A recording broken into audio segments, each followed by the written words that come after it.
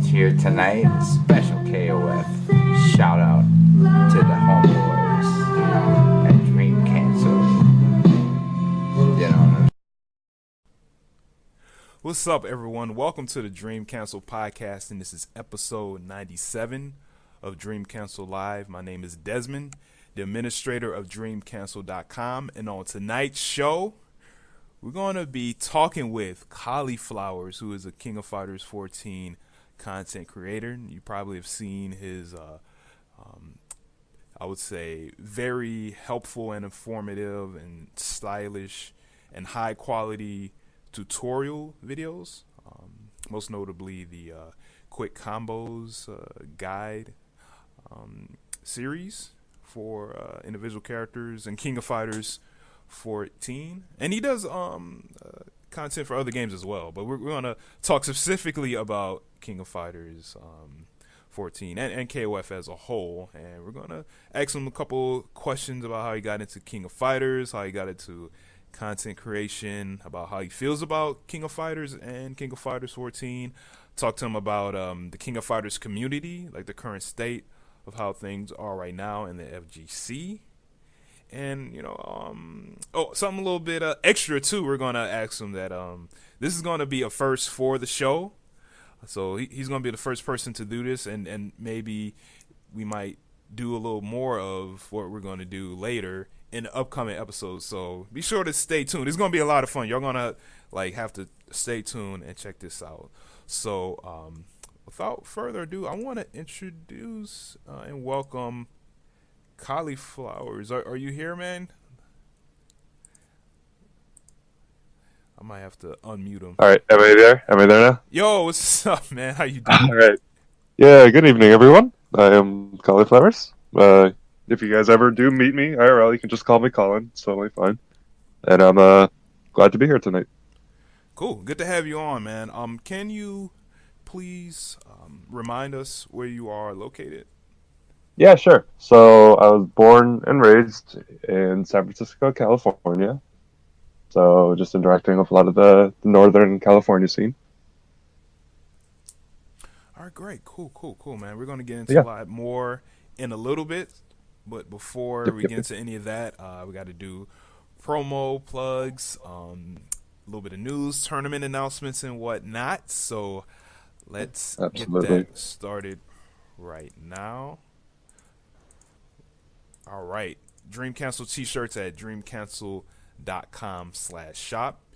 There is a button below the Twitch video screen if you're on your computer, and I don't know where it is if you're watching on your mobile device. And I'll also put a link in the YouTube description section when this goes up on YouTube. So if you want a Dream Cancel t-shirt, feel free to support. It might be a sale this Friday for Black Friday, so be on the lookout for that.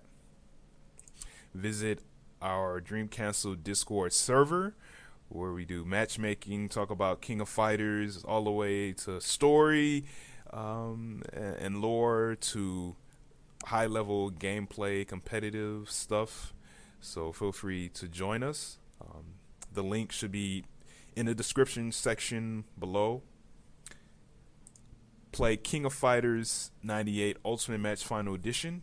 Buy it on Steam as well as 2K2UM and King of Fighters 13. These games right now, I don't know how long it's going to last, but for right now, they are on sale. The triple pack, the KOF triple pack, you can get these three games for $11 and 85 cents or 89 cents. If you have $12, you can get these three games.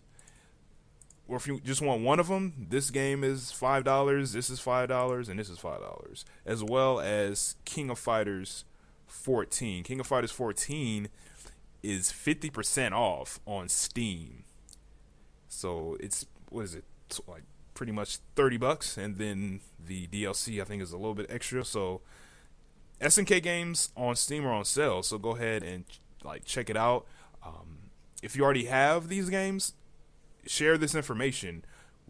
There should be links on Twitter, on Facebook. You know what? I'm actually going to find it right now on Steam. That way people can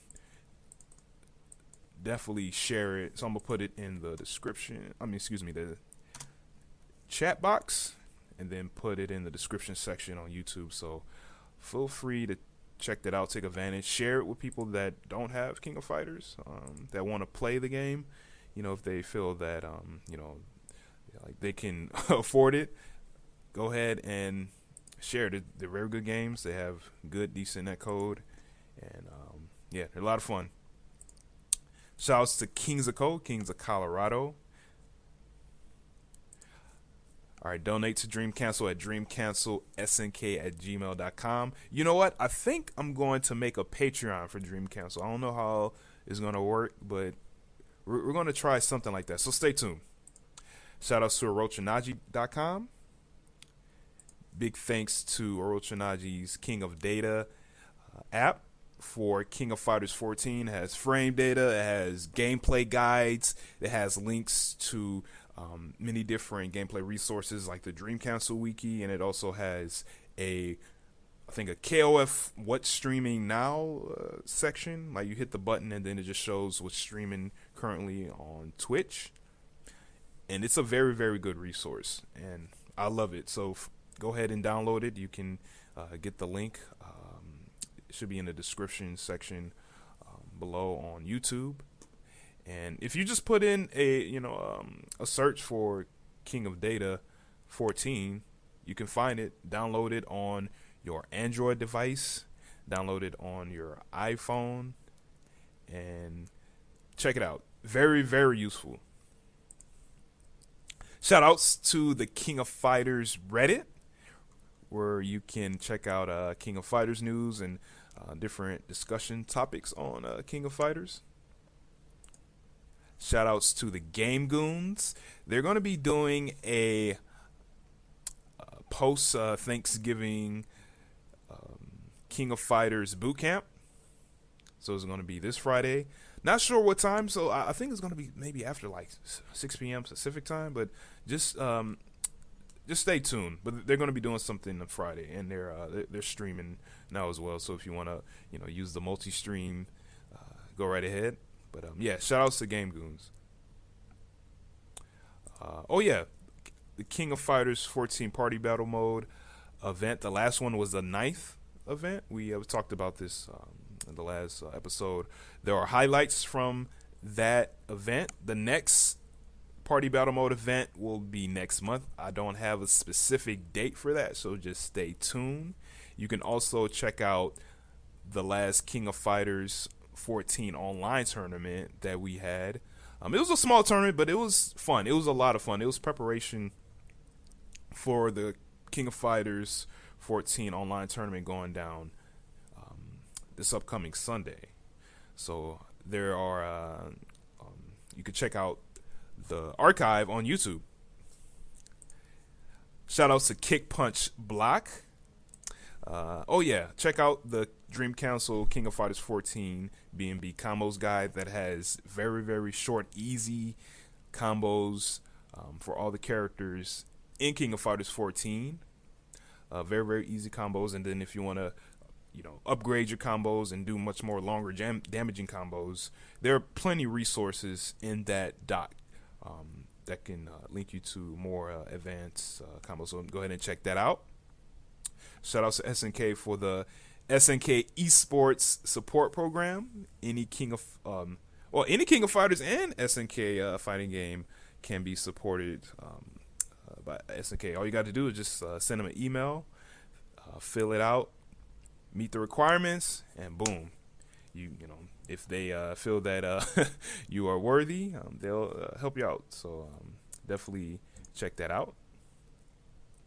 Oh yeah, and like always, we got to remind people of the damage values. I know it's kind of random, but you got to remember the health. Chain all the way up top, 1200, and 900 is Leona, Kula, Mai, Athena, and Nakaruru. So yeah, this is on the wiki, and many other places have like links and visuals to this too. So yeah, I like to just remind people and myself of these damage values. Also, this DLC character should be coming soon, maybe sometime next year. We'll talk a little bit more about that.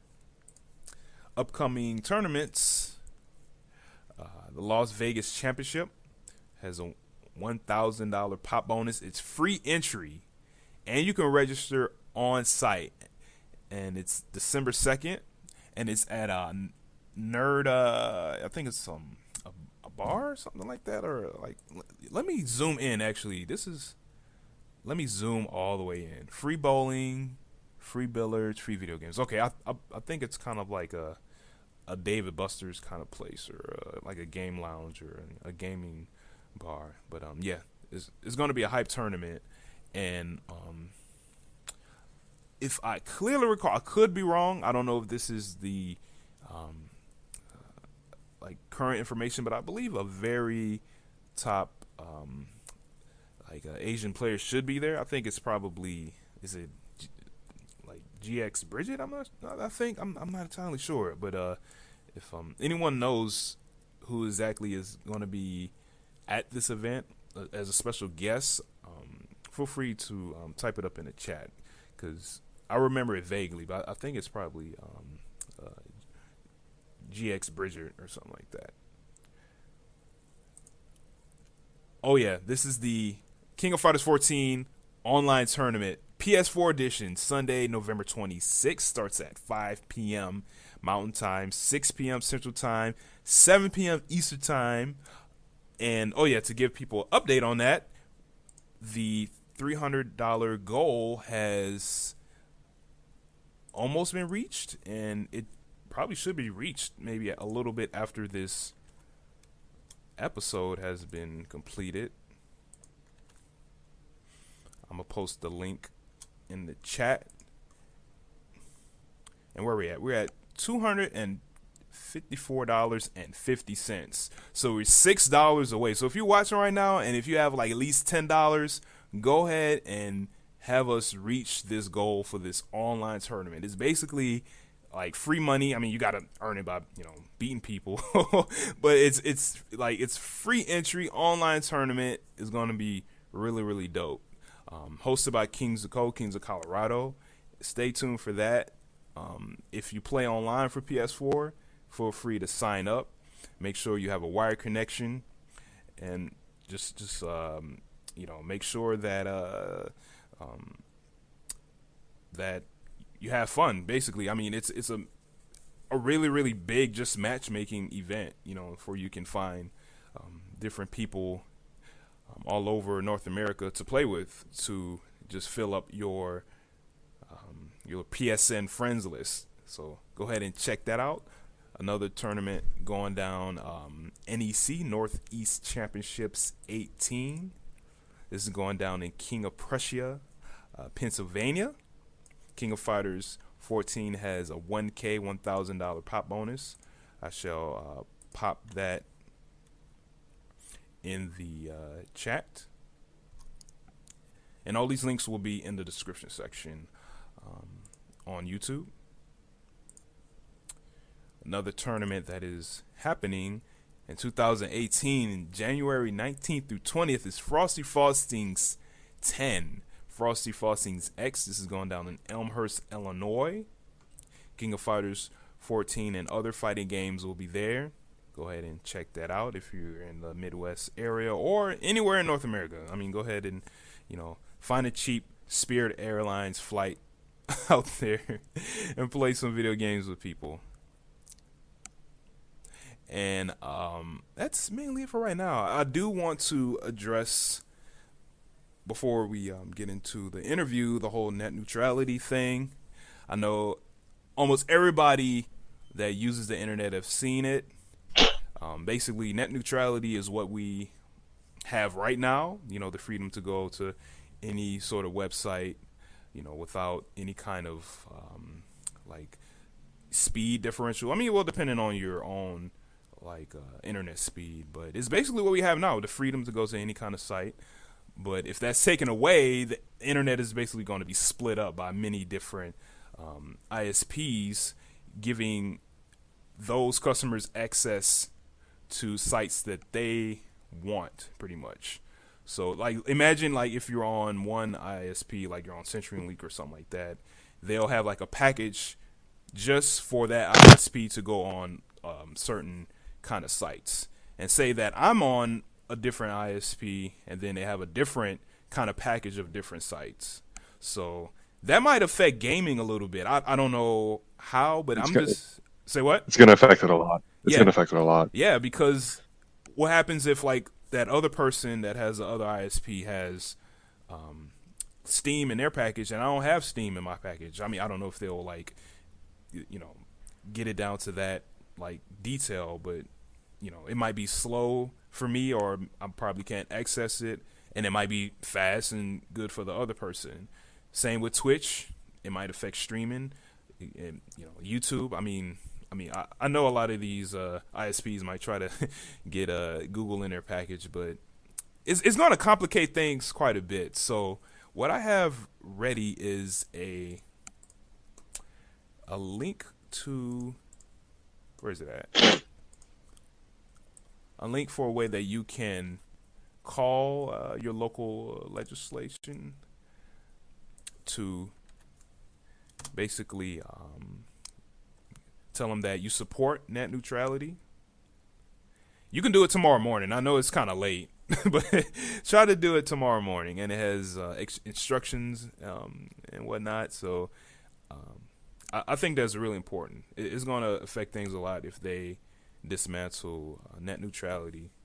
So, yeah.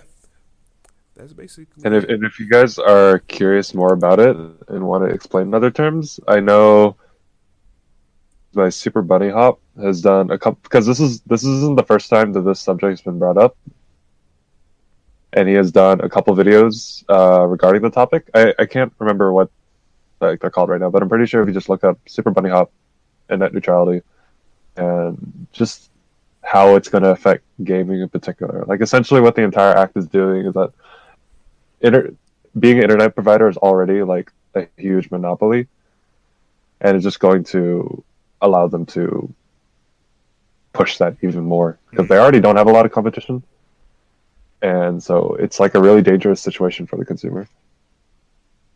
Exactly, especially if you live in an area that only has access to one ISP. So yeah, I've watched a dude. He was like a Let's Player. He went by Royal Mithril, and he lived like in like the middle of Texas, and he only had access to HughesNet, and it was a fucking nightmare. Like, he could only upload like before 10 p.m. Like really weird stuff, and like stuff. It would just get even worse. Oh yes, exactly. So, yeah, take it seriously. Definitely take it seriously. So, absolutely. Yeah, definitely. If you need even more clarification, just run a Google search. Just like you said, there are many people breaking it down in simplest terms. So, yeah, so I think that's really it for news and other things. We can get right into the interview right now. Yeah. All right, man. So, I'm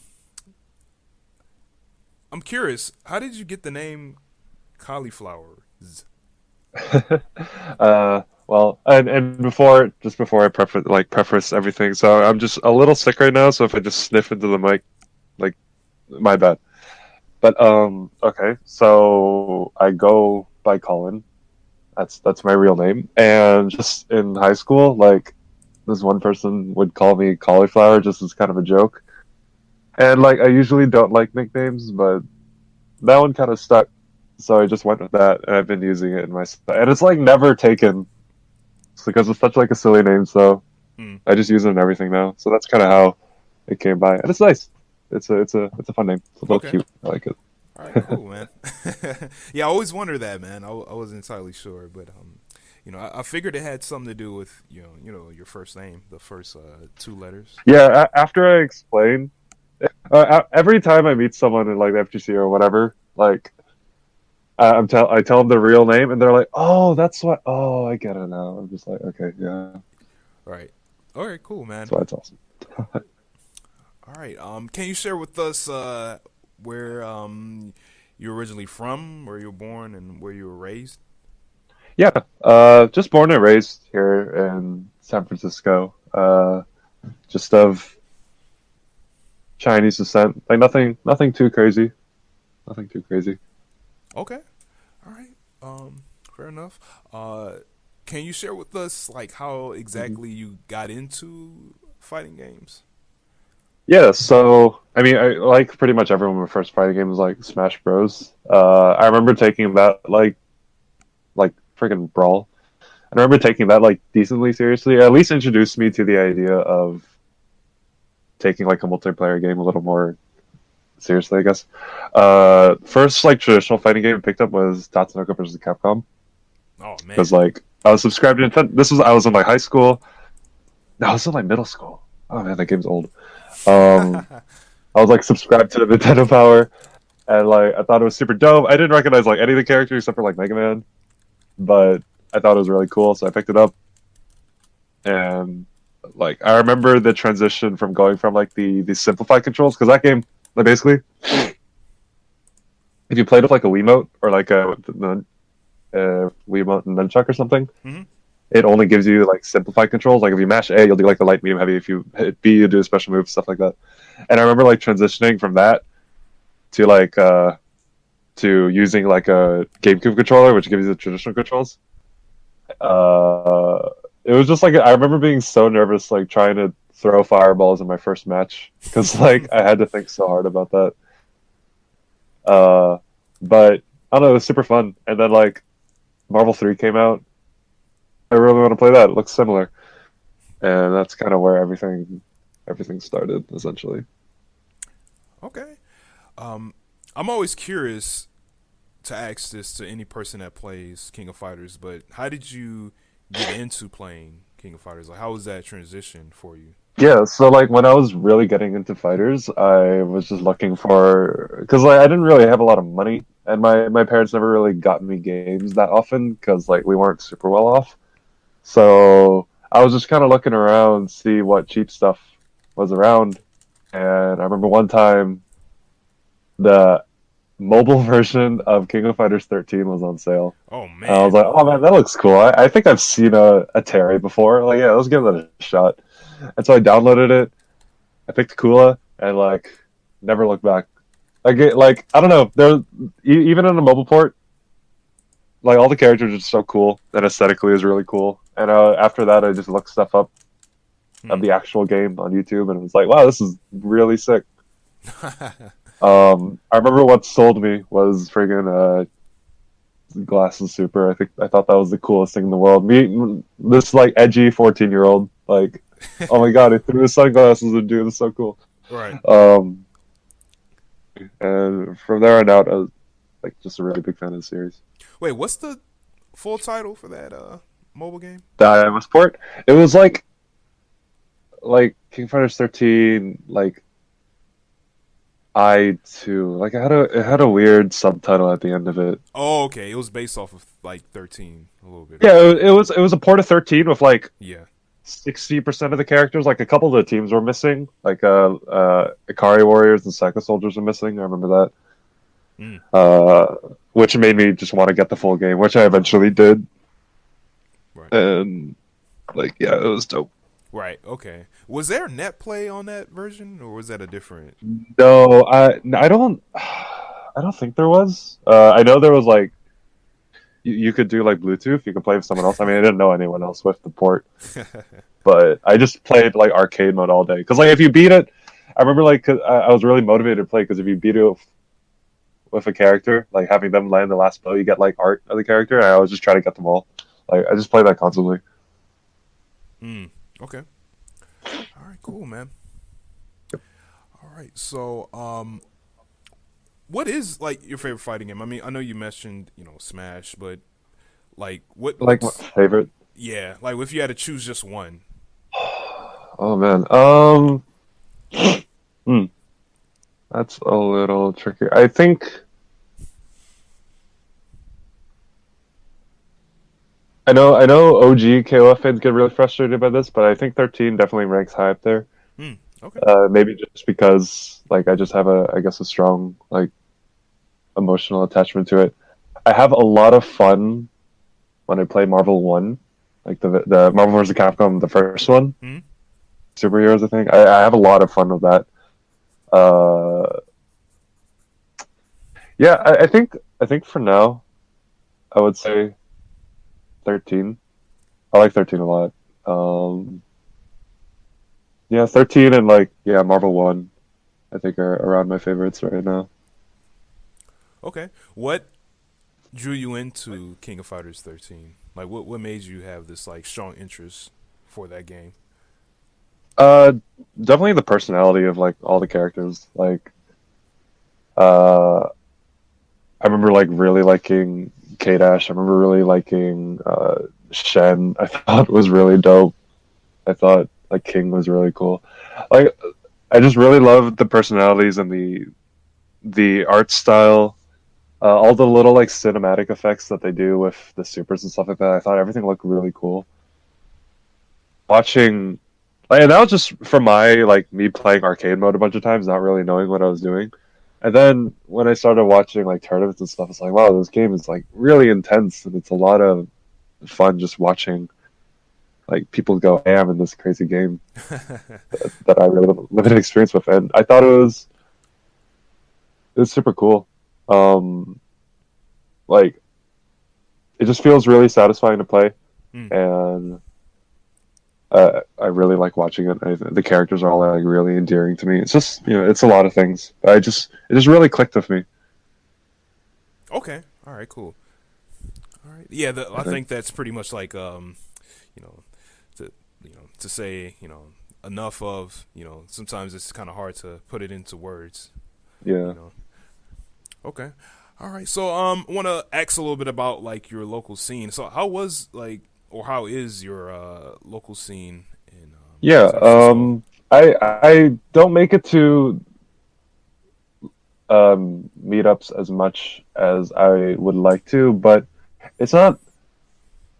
As far as I know, it's not too bad. There's a couple. We have a couple of pretty decent players. Like Hell, I know Hell Pockets lives around here, and I've seen him like once or twice at a local. Uh, Gen D was like a pretty good geese player. I think he popped up in NCR top 8.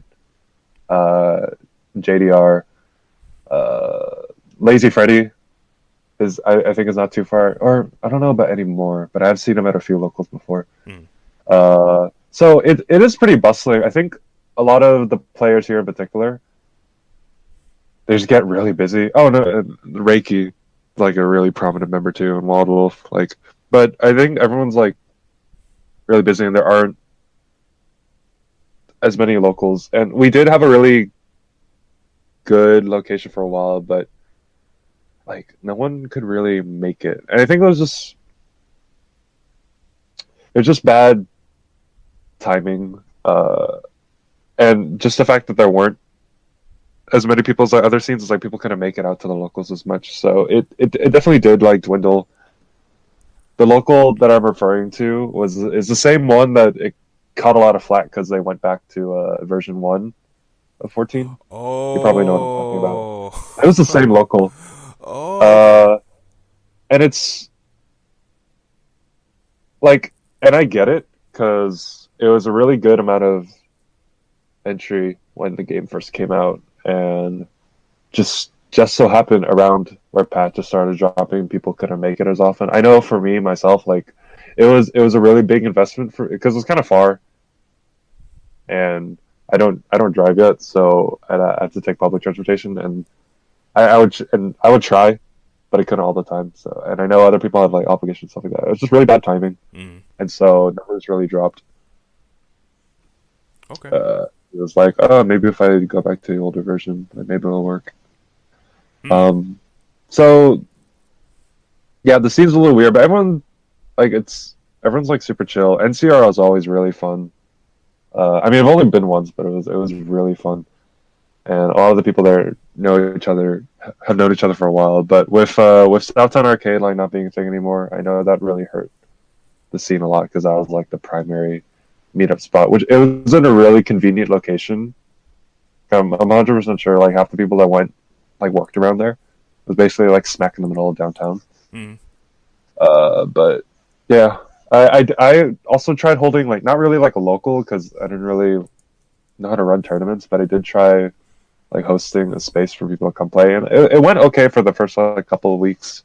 It's just kind of hard to keep it up because I couldn't fully invest myself into it. But it was cool. Like the community is like really tight knit. It's just there aren't enough, or it's been difficult to find an avenue as accessible as Southtown was, and be able to work on that sometime. Right. Yeah, I did notice, man. Around that time when, y'all were playing the arcade version of 13. How tight knit the community was, and you guys had like little storylines in between you guys and and the players and whatnot. And yeah, definitely. Yeah, that definitely kind of piqued a lot of interest into King of Fighters 13. It's just a shame that when the place closed down, the community kind of scattered away from it. It's so hard to run an arcade nowadays. Like it sucks. Right. Was there any like plans of like maybe a different place near there that's more like just a lounge or something like that, or even like another arcade of sorts? Not really too much of an arcade, but just even a place to just bring your console to, or it could either be a bar or a community center, or like even a game store, or like an independent game store. Like, was there anything else in that area for also? We do have a twice a week, like this bar. It transforms. It's not a video game bar all the time, but it transforms into one. There's like a shit ton of stuff. If you've ever heard of the Smash tournament, what was it, like Throwdowns at Foundry or something like that? Smash on the Foundry, I don't know. That's it. And a lot of times we do have setups. When 14 was really hot, there was always a 14 setup pretty much. Now, I haven't been there in a while. I know the last time I went, a lot of people were really on Tekken 7, Marvel Infinite, but like I know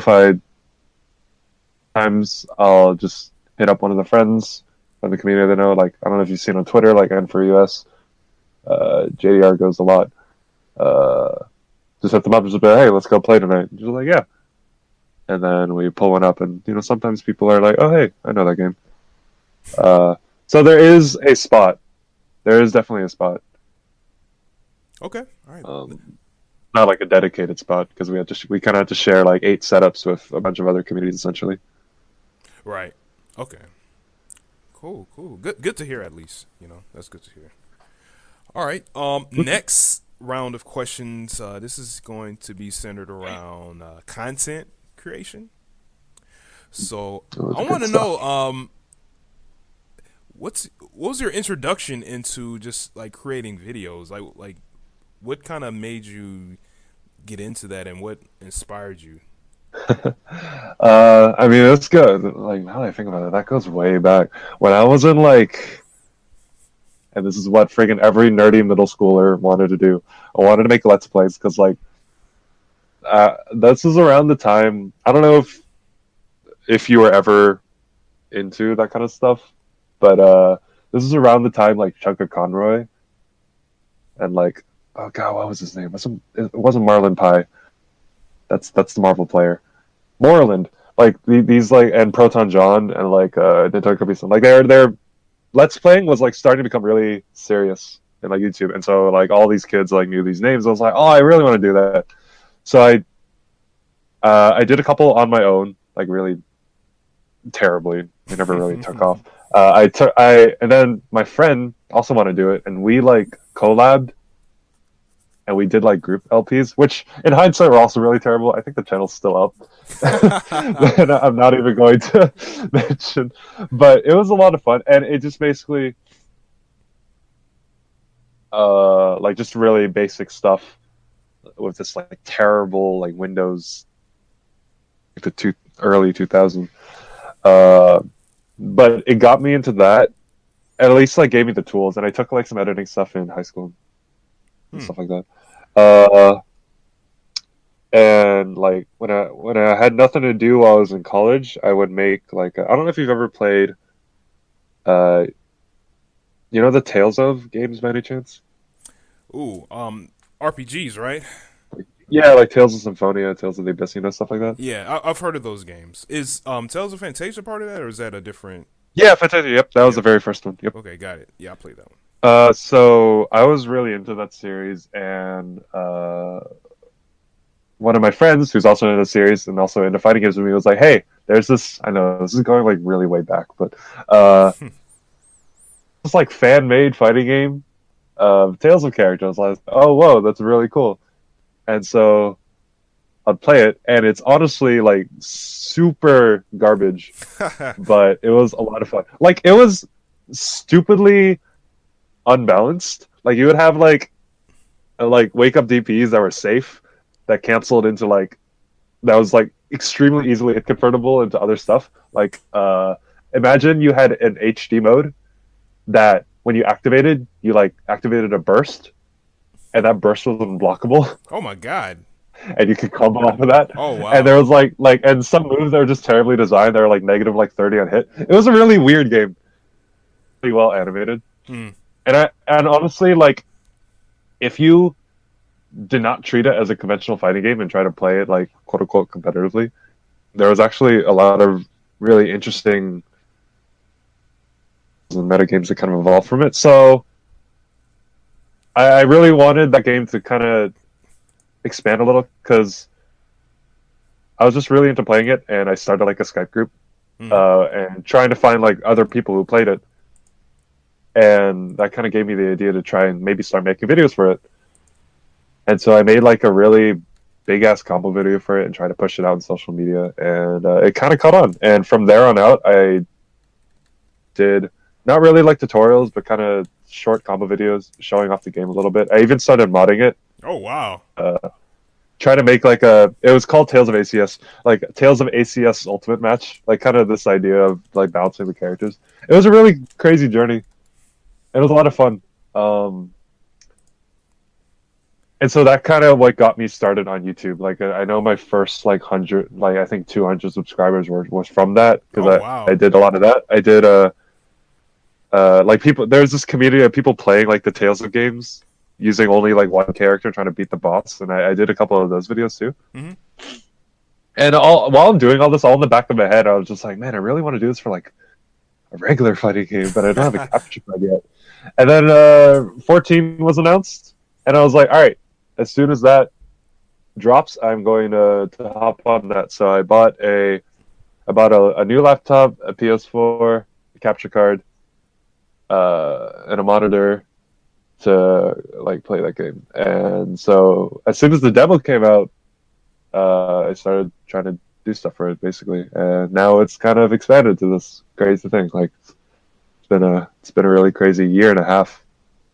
I think it's been like just a bit over a year. Yep. Okay. That's kind of how I got into it essentially. Right. I'm curious. What was your first capture card? Do you remember?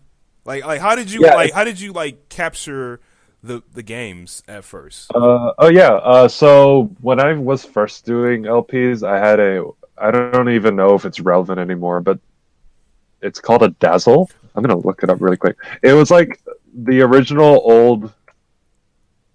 Let's see, the original budget capture card. Like only took. I have that. Oh yeah, it's got the curved shape, right? Yeah, it's white. And That was like the original. Yeah, it only uses composite signals. Yeah, so that was like the original, like budget capture card. I used that to do console stuff. Man. And then for the Tales of game and the other two, because I emulated the Tales games, I just used like computer software to capture. But right now I'm using an Elgato. Mm-hmm. Not the 60 FPS one. I really want to get the 60 FPS one soon. But I'm just using Elgato. I think it's just called HD Game Capture or something. Pretty reliable. It does its job. It was like just over $100, and it hasn't broken yet. So so Okay. far so good. Yeah, yeah. They can last for all if you take care of them. You know what I mean? Yeah, yeah. I mean, I don't really need to move it around much. It just kind of sits there. Right. So thank God. Okay. All right. So next set of questions. We're going to get a little more technical because we're getting technical. Talking about Yeah, equipment and whatnot. So it's totally fine. we're going to start at the very top. So Yeah. when you make a certain video, tutorial video, what's your process from like start to finish? Like, how do you prepare for it? Yeah, sure. And I think I'll turn on the screen capture right now because I can kind of show that in a couple ways. So I don't know if right now it's showing my screen. Is Yeah, it? Do you yeah, know? yeah. It's showing your screen. Okay, cool. So basically, I just pick a character I want to do, and I basically play it as if I was trying to learn the character, and I would take notes and shit. So I can show you my notes for like say Kim right now.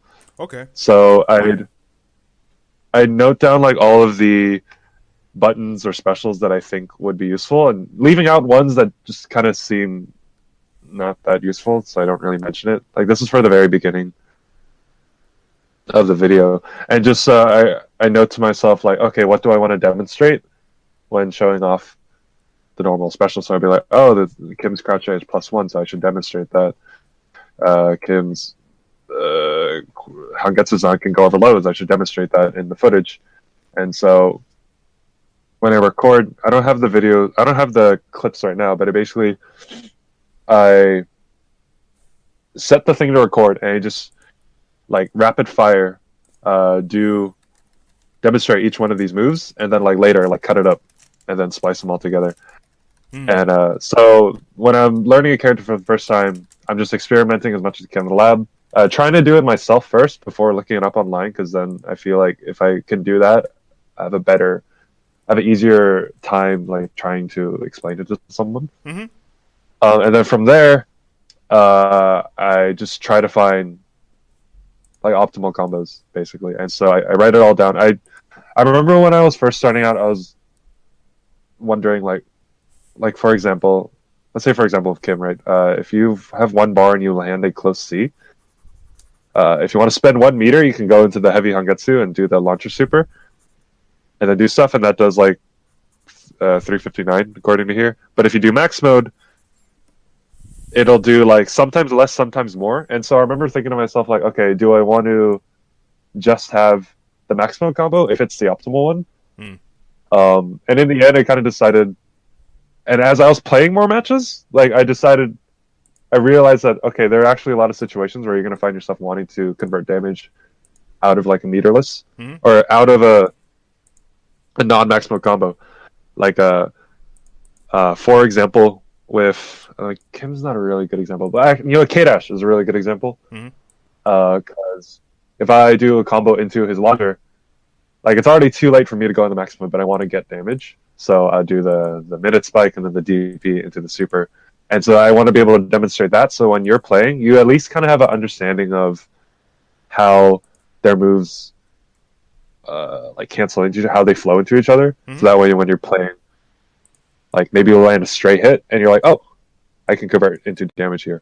I remember like that was something that I really wanted to demonstrate. Where you can get your damage. And so that's basically it. I know, let's see, other things. I know whenever I demonstrate, I want to try and demonstrate comboing into, and if I did combos for 13, I would do the same thing. Like demonstrating max mode combos off of like light normals and stuff like that. I really wanted to make sure, because too often you see like stuff off of like a jump in, and that's not always like a practical thing. And I think it's important to have an understanding of their damage potential in a realistic situation. So I'd be sure to do that now. I remember I used to only show the damage and stun or whatever off of like a light confirm, and then someone was like, you should show other confirms just in case. Yeah, and also to show off like their maximum damage potential. It's like, yeah, that's kind of yeah. important. That So that's also something I do now too. that also in case of if you know you use a combo to punish, you know. Yeah, yeah, absolutely. Like I just want like my initial premise for this stuff is like if you were to never have touched a character, and if you my goal with the video is like if you watch the entire thing, you at least have a basic understanding, and you could like do okay with your knowledge. Like I I do the labbing so you don't have to essentially. Right.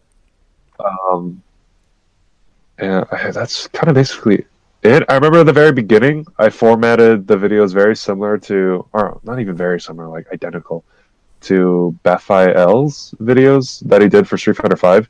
He did like okay, here are your anti-airs, here are your reversals, here are your cross-ups, and here are your combos. And that's basically what I did. Hmm. And for anyone that wants to create things, you always start out like imitating someone's style, uh, and then from there you'll eventually develop your own. And so so I started just basically copying someone, and then from there I figured out how I wanted to format everything, and then it ended up the way that it is. Cool, man. Yeah, thanks for sharing that with us, man. Yeah, no problem. Cool.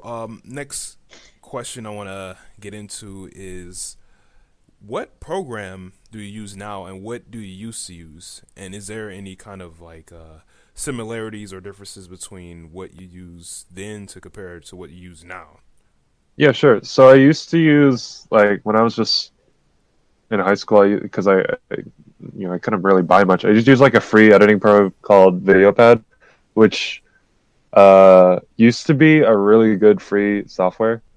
Like it wasn't great, but it definitely got the job done. But uh, like the newer versions kind of suck now.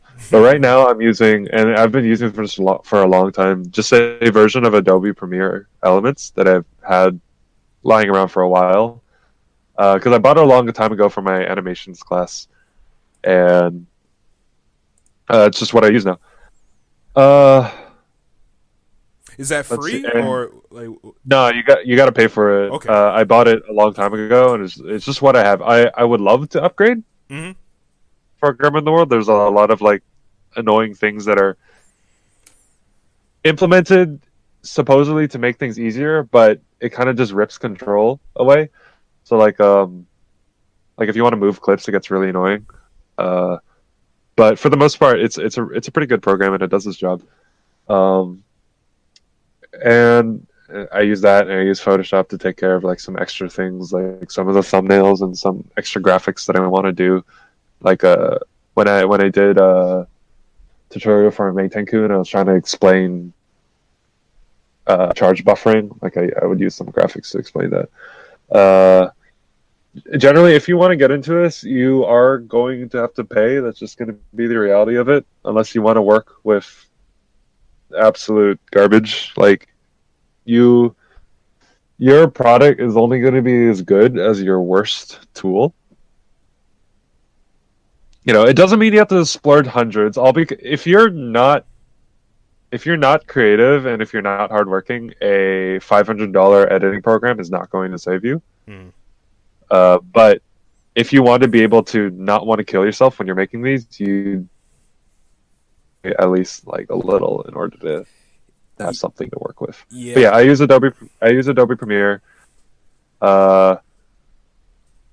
If you are trying to do at least basic stuff on the budget, a bunch of stuff for free that'll at least do an okay job. You can start with the older version of VideoPad. Or maybe even the older version of Movie Maker, like Windows Movie Maker. Obviously, you're not going to be able to do much, but you can at least like splice things and put things together. Get Audacity for editing audio. Have the capture card. The software is free, so you don't have to worry about that. But yeah, that's basically it. Okay. Yeah, I was going to say, like you get what you pay for when it comes to software, and Yep, absolutely. especially if it's free, it's going to be limited. But there's people that do good things on Windows Movie Maker and other like free resources. But Yeah, the Yeah. more expensive, the more features that program will have where you can do many different creative things. So I definitely agree with you on that. Yeah, absolutely. All right. Ooh, can you share with us your computer specs or like what kind of computer you use or used to use and how it Oh yeah. compares from when? Honestly, the computers that I've like never really had an amazing computer, and which usually is fine. It just means you're going to be rendering for a long time. And for if you're not familiar with that, the process rendering is basically after you've made all your edits to the video and you want to. Uh, I guess you could say it's like if you're making a cake, you're like putting it all together, and then when you bake it, that's the rendering process, and then when it comes out, it's ready as a video file. And so, if your computer isn't very powerful, it's going to take a long time for that. So, I bought a new laptop specifically for editing, and basically, what you want to look for is the processing core. Uh, the more cores, so I don't know too much about computers honestly, but I know that it's usually like either 2 cores or 4. Hmm. And if you get a 4, which is either a i5 or i7, I believe, it's going to make the process a lot easier, a lot faster. Your program probably won't lag as much, and that'll just make things a lot better. Also, a good amount of RAM will help too, because video editors take up a lot of memory and disk space. That's just the biggest thing. They take up a lot of memory and disk space. And so it's like you'll still be able to create the video, but it's going to take like twice as long if your computer isn't as powerful, simply because it's just loading everything. So basically, when I was looking for a computer, all I was looking for was the processor. Like I was just trying to look for something like decently affordable, and that had that processor. Right now, I have a Lenovo ThinkPad, which is one of those weird laptops with a little red dot in the middle that you can use as a mouse. That's Yeah. always how you know what I'm talking about. Yeah. Yeah. So that brand is like very like the exact opposite of a Mac. Like looks super bare bones and generic, but it is a really good processor and it's not super expensive. So that's basically what I have. That's a terrible graphics card. I can't play games on this thing for shit, but it does its job. All right. Question that just popped in my head, man. So you create the videos on your computer. Do you also stream, like Yeah. to Twitch, or have you ever gotten into that? I can't do that simply because my internet connection is not great. Like, Ooh. Okay. for one, we don't have a great subscription, and we're in kind of like not like a super bad area, but it's just not the best. Apparently, we're trying to get a new provider soon. But yeah, I've tried streaming before, and it just it didn't really work out too well. And but the one time that it has worked pretty well, I just did it through PlayStation streaming service, which honestly helps a lot because you don't have to worry about your computer. It's like RAM and stuff like that, like overblowing that. Obviously, there's not a lot of customization options, but if you have a good internet connection, it's no extra cost as long as you have. I don't know if you need to have PS Plus. Yeah. Yeah. It's a really good service. If you wanna stream, definitely do that. Just all you need is like a mic that plugs into the PS4, and or I don't think it even needs to plug in the PS4. I think if you plug it into the controller, that's fine too. I mean, even playing stick, that's an issue. No, it's surprisingly good. Okay. All right. Yo, have you ever had like any kind of like problems when you're creating a video or when you're rendering the video? Like, say your computer freezes or crashes or it just doesn't my like come God. out right or something like that, and when you upload it, it just like looks really bad. Like, what kind of like troubles have you had, and how do you fix those troubles for next time? Okay. Well, there are some problems that just can't be fixed, like my computer randomly just crashing. I remember when I was making that like 60-minute Angel video, Ooh. I didn't save in a long ass time, and it crashed, and I lost like I had everything the last time I saved, like I completed the neutral game stuff, and then I was working on the combo section, and then it crashed, and then I lost all the combo section. I had to do that all over again. Ooh, man. That fucking sucked. Other than that, problems. Can't think of too many. I know I definitely ran into a couple. I think the biggest thing is typos. Ooh, and just yes. formatting things. And I'm honestly really bad at that because I'm kind of lazy, and like I render it, I'm done, and I render it, and I watch it like once, and I'm like, okay, it's fine, just push it out. It's like 3 a.m. probably, and then like I get a comment in the morning. It's like, you said like heavy D or something. I'm just like, fuck. That's a big. So when you're making your own stuff, and this is advice I should take, but when if it's written out and stuff like that, watch it or read it, and read it out loud, and it's way easier to catch any mistakes. You'll consciously say, and you'll be like, oh, that's wrong, and then you have to go back and edit that. Yes, that's very good advice. They even share that in like English class, for like essays. Yeah, it's super important. Other stuff like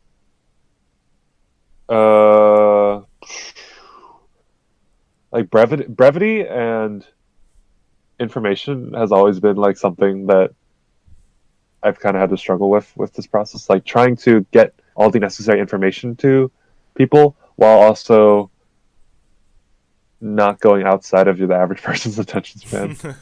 Because sometimes the videos get kind of long, and it's annoying to watch, and it's definitely understandable. Right. I've been trying to remedy that with my most recent ones, with stuff like, if you want to spend 5 bars, all you have to do is do a 2-bar combo that I mentioned previously, and just climax cancel at the end, which worked great for King of Fighters 14 because there's a lot of combos. There's a lot of situations like that where it's just literally, if you want to spend more bar, you just adjust the super at the end. I really wish I did that for the Angel video.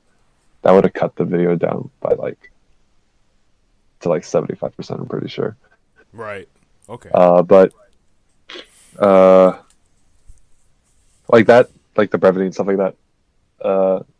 It's kind of weird, but like mood. Like I spend a lot more time than I should be picking out the music for the videos because, for one, I want something that kind of fits the character. For two, I want to try and pick like tracks that are a little less obvious, or like from less well-known things, or like more obscure stuff, just because I don't know, I like music, I like sharing that stuff. And third, like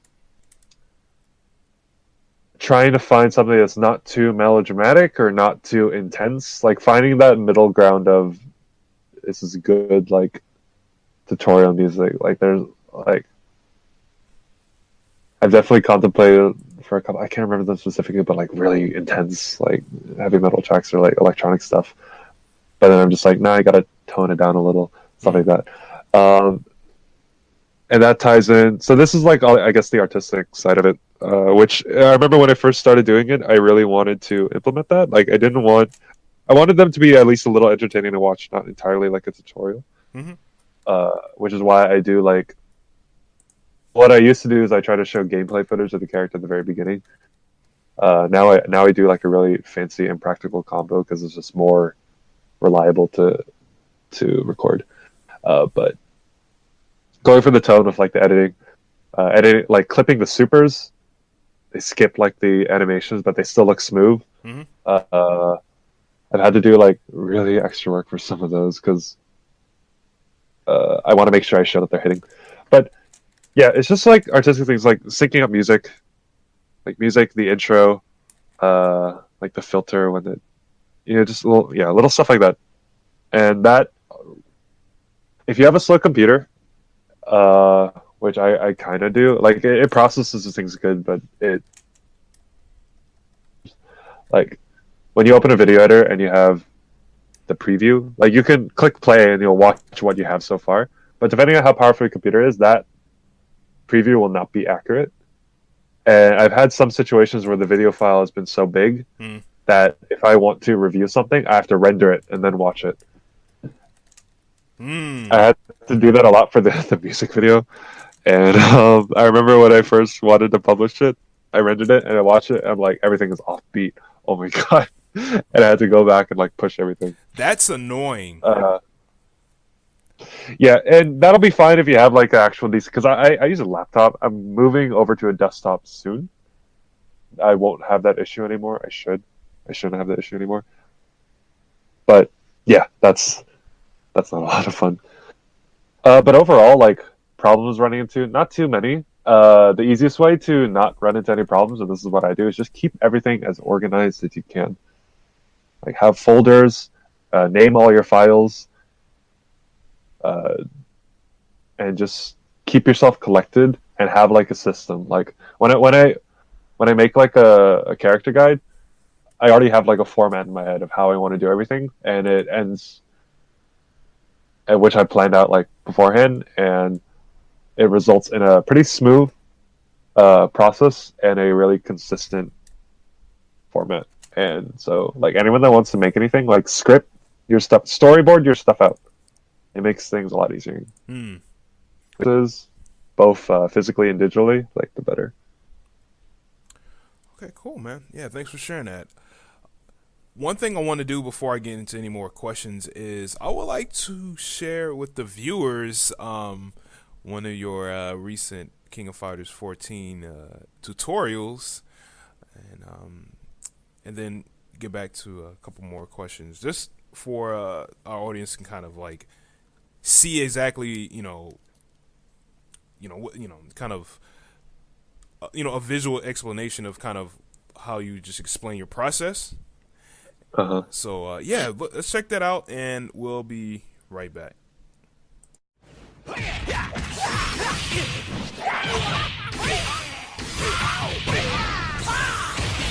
you finished? Go through.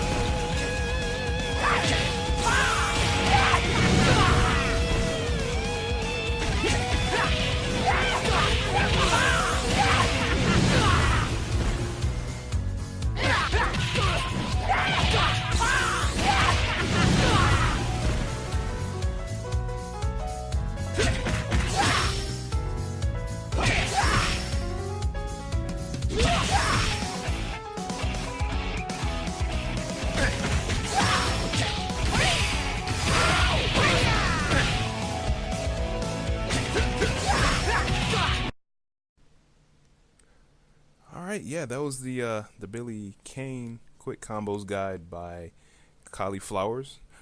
You can view the rest on his YouTube page. We're gonna put a link in the description section on YouTube. But yeah, man. Yeah. Any thoughts or background information on that specific video? So there are like a couple because Billy was such a weird character to work with because his confirms are so outside of max mode. His confirms are so unconventional. I remember thinking to myself like, okay, is anyone really going to do like crouch B, close B in the elevator, and then do like the spin thing? And it was, yeah. I just remember thinking to myself like, okay, do I really need to bother showing this? But I don't know. I mean, I made the video and like without it, and I was like, it was like 5 minutes. I was like, okay, I have time. I might as well put it in. It might come in handy one day.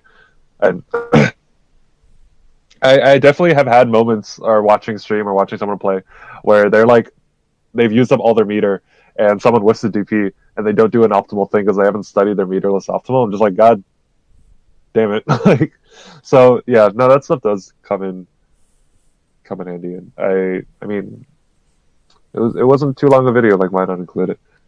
There was another thing in particular. Oh yeah. So that video is a re-upload. Yes, I was gonna ask why was it re-uploaded? Yeah, so the first video, the first time uploaded, there weren't too many Billy resources already, so I had a little bit of trouble like labbing it out.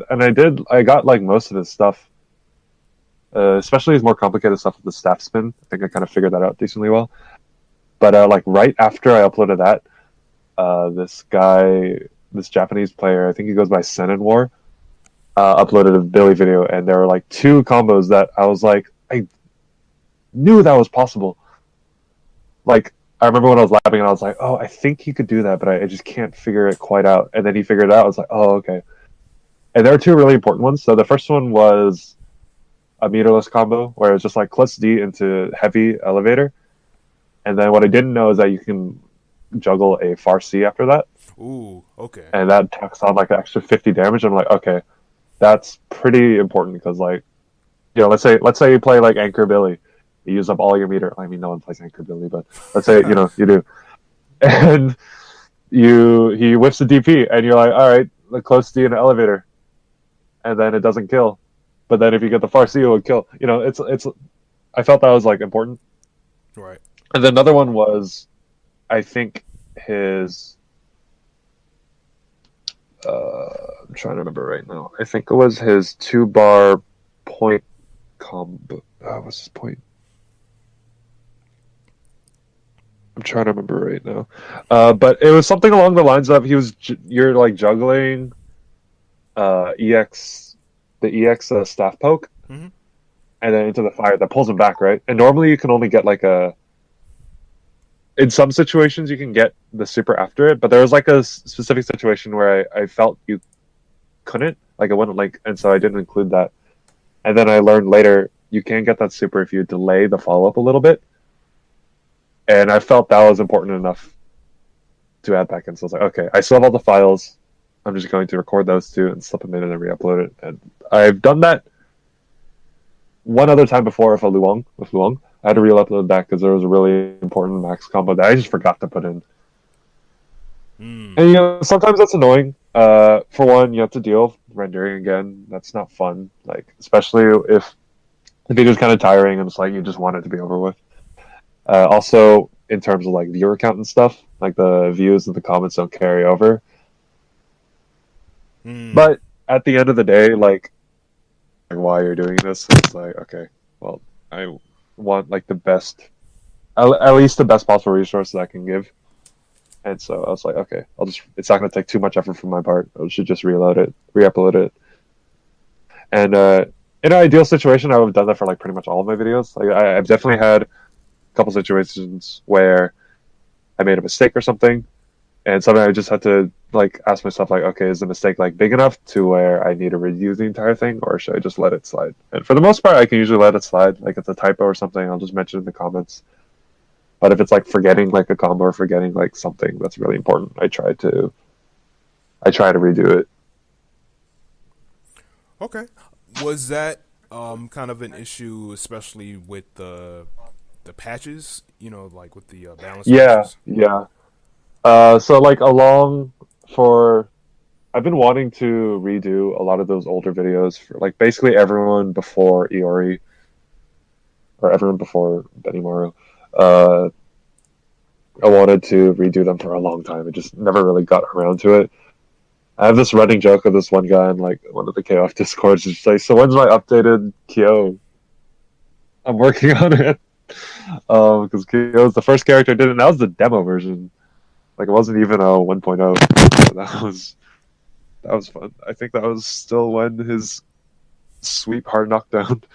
Um, but yeah, no, I've definitely always wanted it. It's just like there's 54 characters. Yeah, I wanted to prioritize like the new characters first, and I told myself like, all right, if I make one guide a week, I'll have the entire cast done in a year, and then I could go back to old ones.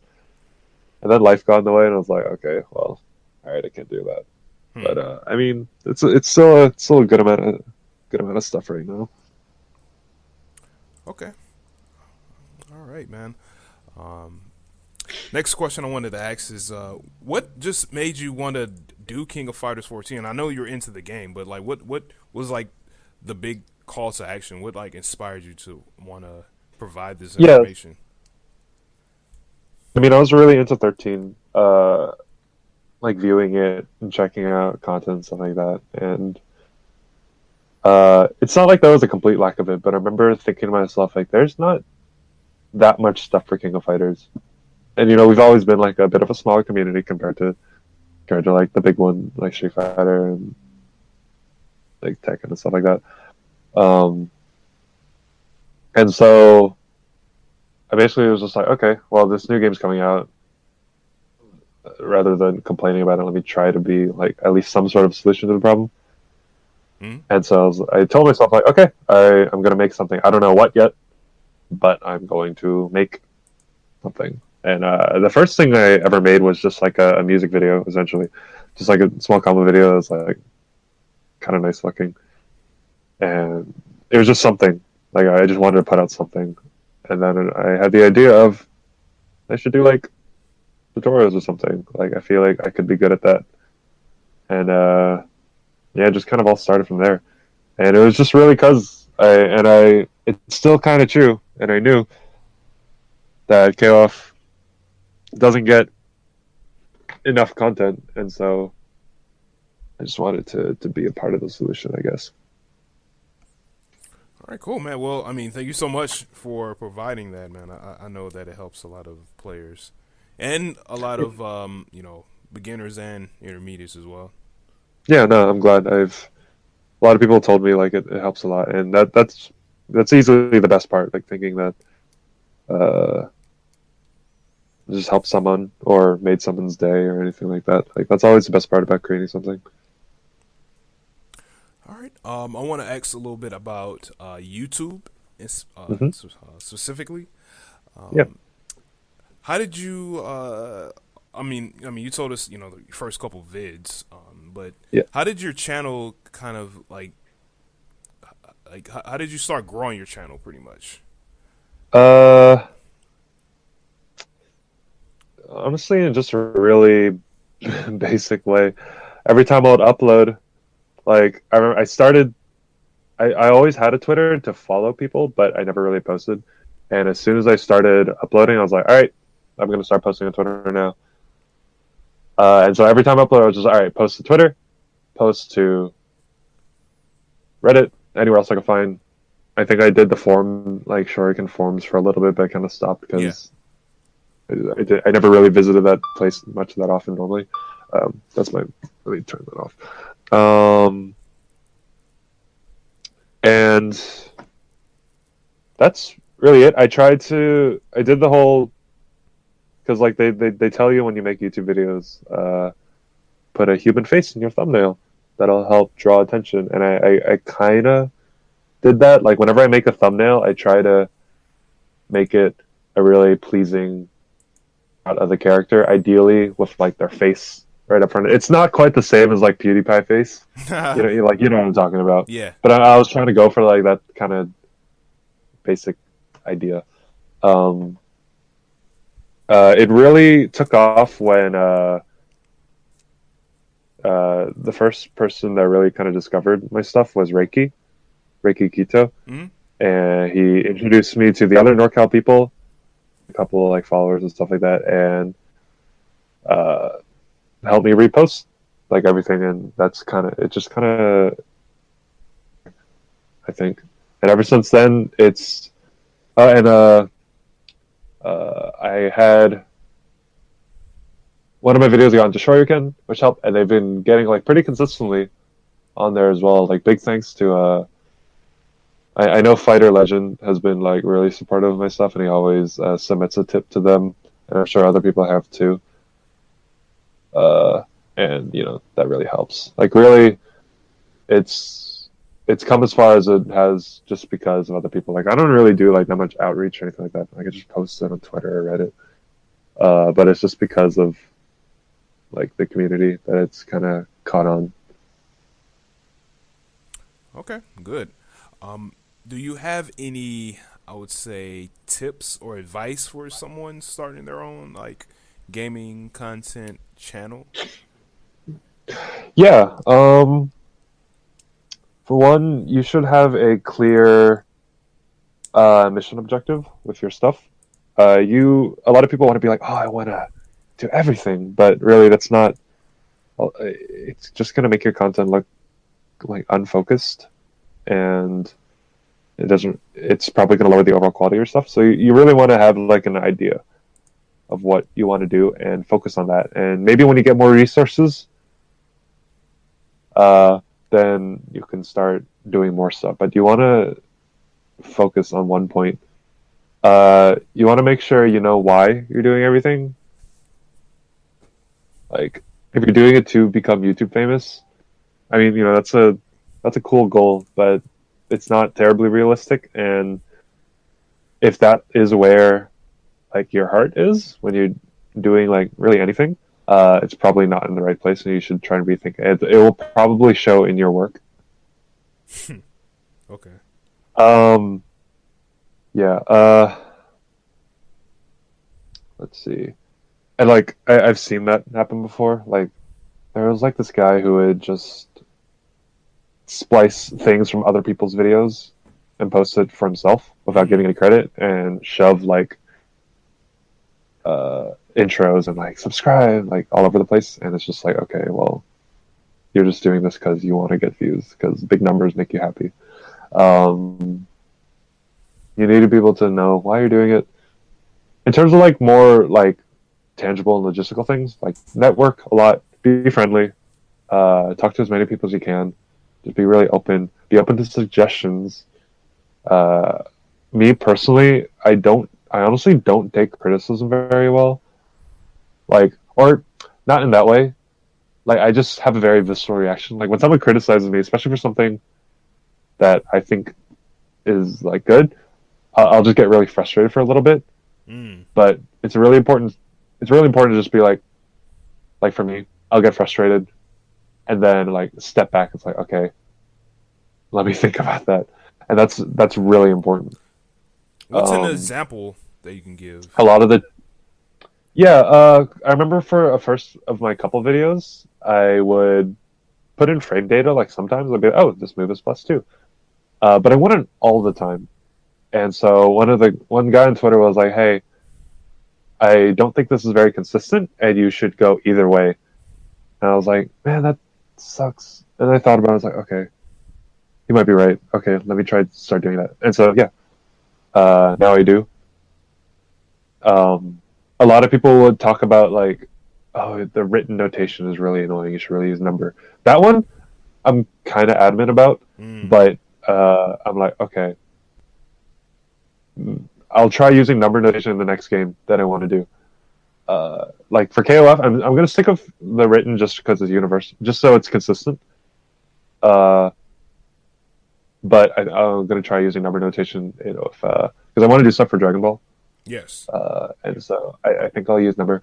Though ironically, it might be less useful there because it's only half the quarter circle motions. I don't know. It's something to think about, but it's like a lot of people will just kind of turn a blind eye to it, but you have to really, you have to consider it at least. Okay. All right. Yeah, Cool. I think that's kind of it.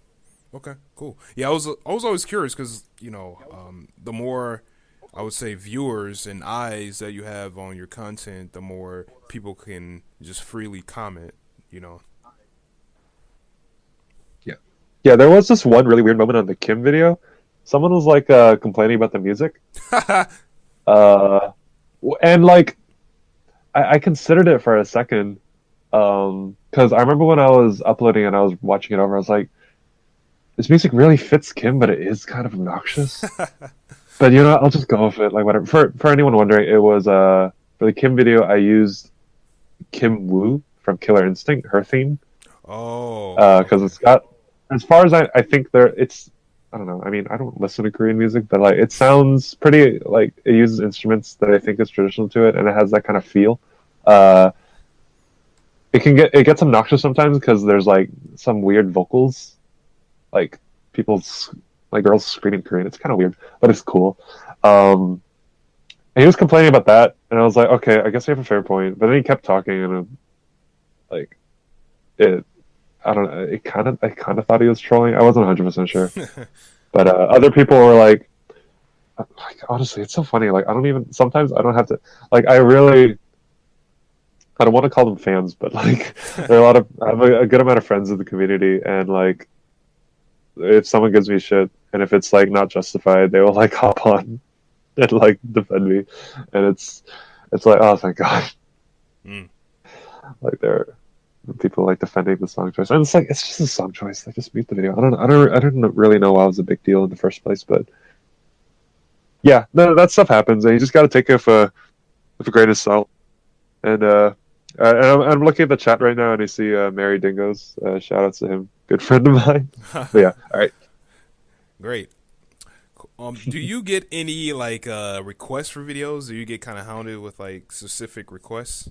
Yeah, yeah. A couple, definitely most common is like character requests, especially at the very beginning. And I had a set order in my head. Like I knew what I wanted to do first, and so for the most part, it was like, okay, if you like at the very, very, very beginning, I did take requests because there was like one or two people, but then it started to be a lot, and I was like, okay, I obviously can't please everyone. I'm just gonna stick with what I originally planned. Mm. And after a certain point, like I think after the Choi video, like I started getting a lot more busy with your life and other projects, and so I was just like, okay, I'm just gonna do what seems popular. So in that vein, I started taking requests after that, just like getting the really popular characters out of the way, and the characters that, excuse me, wouldn't really need a character guide, like say, Daimon. Mm.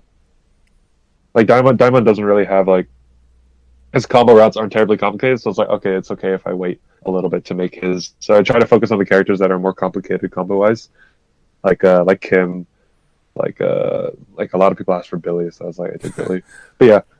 So like a little later, I started taking requests. I also got a lot of requests for online matches of me, which I couldn't really do simply because it's really difficult for me to play online. Even if I hook it up with Ethernet cable, which is really annoying because my router's all the way downstairs and I'm always upstairs, so I have to take it down. It's still not that great, so I just don't play online that often. So I never really did that. I might in the future if we get a better connection. And then the last one, I would get a lot of requests for stuff like teaching you like the basics, like the neutral and stuff like that. And I do want to do that in the future. Currently, when people ask that, I'm just like, there are probably people more suited than I am to teach you that, and you should check out so and so, like Juicebox and that one video Laban made, like, and Dandy J, of course. Like, I'm just trying to push other things. But yeah, no, I definitely get requests. Okay, cool. this leads into my next question. Is a little related to the last things you said in that answer. Is what new videos are you working on? Do you want to share any new projects that you are currently ready to Yeah, yeah. unleash? Well, right now, while I just have some, because like I've made so many quick guides at this point, it's kind of formulaic and like kind of relaxing. So when I have free time, I'm working on a video for Vice right now. But I'm trying to right now. I'm trying to script a couple of like more system-based things. So like how to hop, the usefulness of rolling, how to hit confirm, how to mix someone up, like kind of basic stuff. And I'm not going to start doing that. Like right now, I'm just scripting. I'm not going to start doing that until I get like a really, because I want to do commentary for those because I feel like it'll be a little easier to do. It's going to take a little bit of a while, but I'm planning those out because I feel they'd be really useful. And other than that, I mean, the next game I want to do is Dragon Ball, so I'm just waiting for that game to come out, and I'll see if how that plays into making a quick guide. Hopefully that'll be fun. Cool, great, man.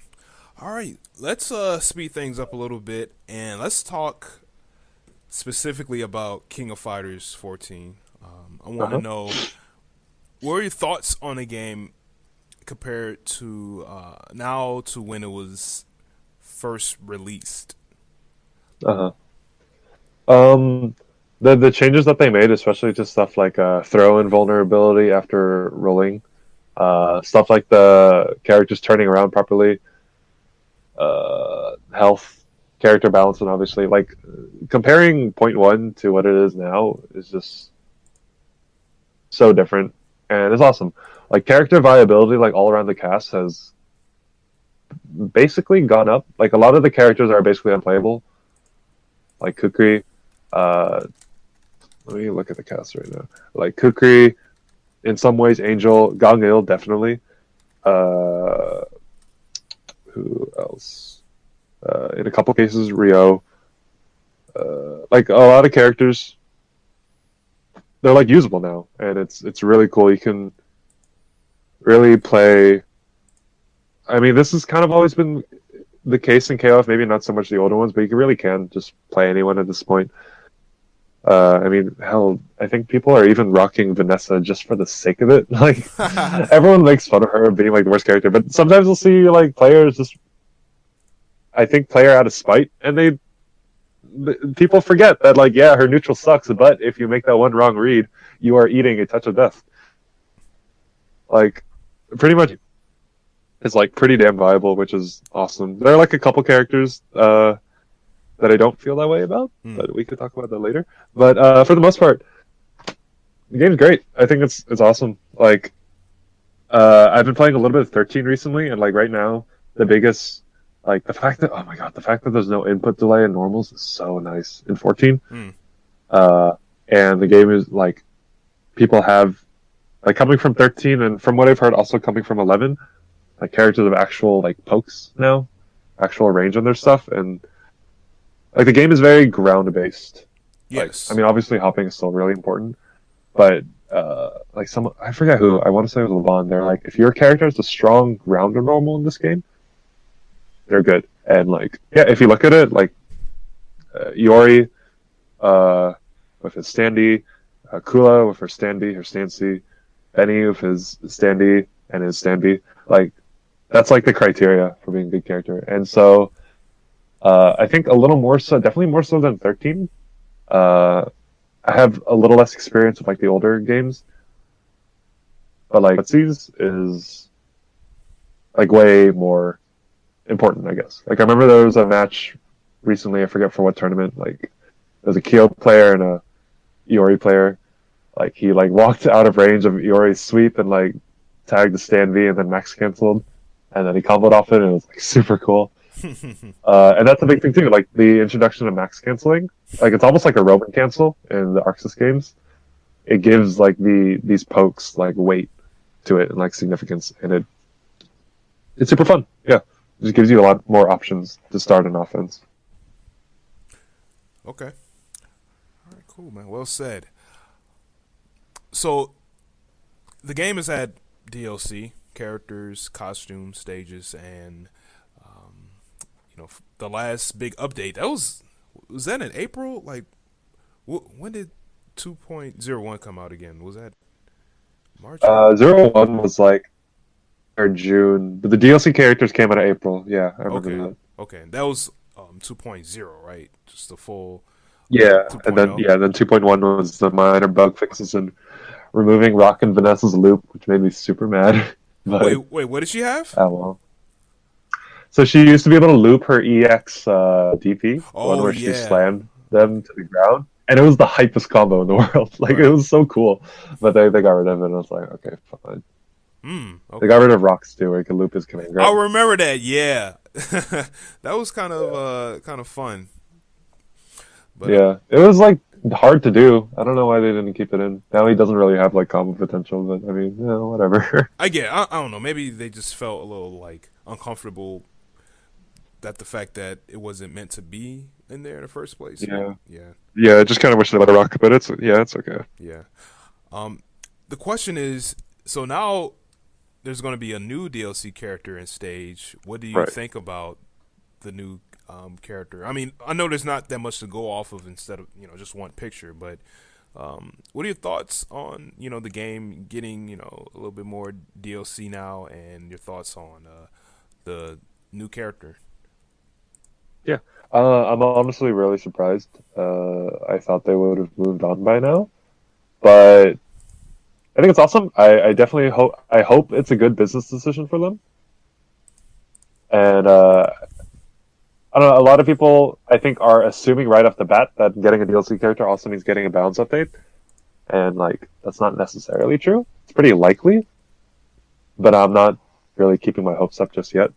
It would be cool. I don't know. It's just cool that the game is receiving a little more support. I think right now I would rather see them push the resources to a new title, but I mean more stuff. That's always cool. In terms of the character herself, there's not much to go off of, but I mean, for one, cultural diversity I think is super cool. Mm-hmm. Like, she's a Saudi Arabian. Yeah. Am I wrong? That's right. Okay, yeah. Like, yes, super cool. In terms of her design, I think it feels like immediately it's like a little generic, but hand thing I think is going to be really interesting to see in a KOF game. And yeah, I'm just kind of excited to see how it turns out. I almost think she might kind of end up like, because the character hasn't really done that with like the extra arm thing in a KOF game. I'm almost wondering if her normals are going to kind of look like namelesses. Yeah. Okay. Yeah, obviously. All right. Okay, so the next, I would say, section that we're going to go into is something we haven't done on the show at all. This is my first time doing this. Uh-huh. So why don't we have you, with your own opinion from your own experience and knowledge, why don't we have you live on the show, create and share with us your own your own tier list of King of Fighters 14 characters, from strongest to weakest, and also from like ease of use to I would say complexity and whatnot. So yeah, are you ready Yeah. to screen share? Or you need a minute? Yeah. So just like, I guess, background stuff, like earlier, like right before the show, told me to assemble this, and like I'm not super competitive player or anything. I do watch a lot of the stuff, so this is just like my immediate knee gut reaction to this. It's probably not. There's probably going to be a lot of like, but this is kind of like my general idea. So, I split it up with like easier to use, harder to use, because I feel that's a little more of a like tangible topic than well-rounded versus has faults. Yes. I don't know. I couldn't really like formulate that in my head, but this is kind of this is essentially what I think the game stands at right now. I think in terms of like I can't imagine too much. I guess Kenso, I think is kind of slept on. Mm-hmm. I feel like he is really strong. Like he has the tools to be a strong character. Just not too many people play him. But like, I mean, fundamentally, he has a fireball. He has an uppercut. His damage is like pretty good. His EX dive punch is really good. And his normals aren't terrible. I think that's his biggest flaw. But like, his zoning is like fine enough, and he has a cancelable sweep and everything. Other stuff like I think Chang and Choi are really making a splash in the scene right now. I think they're doing really well, and I think people shouldn't be taking them for granted. Mm-hmm. Joe as well, because of like Fireball game, like his standee is like pretty all right, and he has really good screen control. His confirms are just kind of annoying, but I think I'd probably put him like a little harder to use, like maybe in front of K-Dash. I think that makes a little more sense to me. But like though, if you like break him down to like a really basic level, he's a lot easier. But when you want to optimize him, it's tricky. I still think K-Dash is strong. I think Angel is strong. People are like really starting to get used to what she can do. Like we all initially thought that she sucked because her neutral is garbage, but people are starting to figure it out, and she looks really scary right now. Same with Kukri, same with Verse.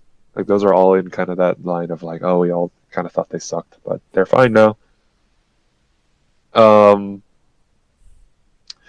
Like line here, I still think all these characters are really. I know it looks like they're not very strong just because of the positioning here, but I think they're still really strong. Just like they kind of have their own little faults. Like Nelson's neutral is kind of weird, but his mix-ups are so freaking scary. Zarina, like her offense is just weird, but her neutral is really strong. Yeah. Yamazaki's mix-ups are really good. Mian's pressure is annoying. Clark is Clark. Hyde, his corner stuff is good. Dino is slept on. Like I know you could get Inferno Kong on the phone and he'll rant for 12 hours about how good Dinosaur is. I like Love. I think that's still strong. And then the other characters I just don't really know as much with. And so like we were talking about how pretty much everyone is like viable. I would honestly say the only character that I don't feel comfortable saying that about is Maxima. I don't know. Where's he at? I think that I put him at the bottom. I'd probably put him like a little you moved him. lower, Okay. if anything. Okay, you moved. Yeah, he's like easier to use. He's pretty easy to use. Like, but I don't know. This bottom section, I didn't really know what to. I just knew I put Vanessa and Whip like kind of further, but the other I don't know. I honestly don't know too much about. Like Terry's easy just because he's Terry, but like he just doesn't have enough tools to play with. Like Maxima, I feel needs to be. His entire concept of a character needs to be redesigned right now because it just doesn't really work in KOF. Like, aside from his lights, like everything's extremely whiff punishable. Like he could, even at 13, he didn't really have the run speed to make his command grab game like that threatening. Like he used to. His anti-air game is like pretty decently strong, but at least right now at 14, it's not enough to be that threatening. And I feel like his main block string can be punishable, like pretty easily, depending on the character. Like some normal into the light rocket punch. It's just, yeah, he just doesn't have enough in the ways of pressure and the neutral. Like it's just way too easy to take advantage of him. I remember.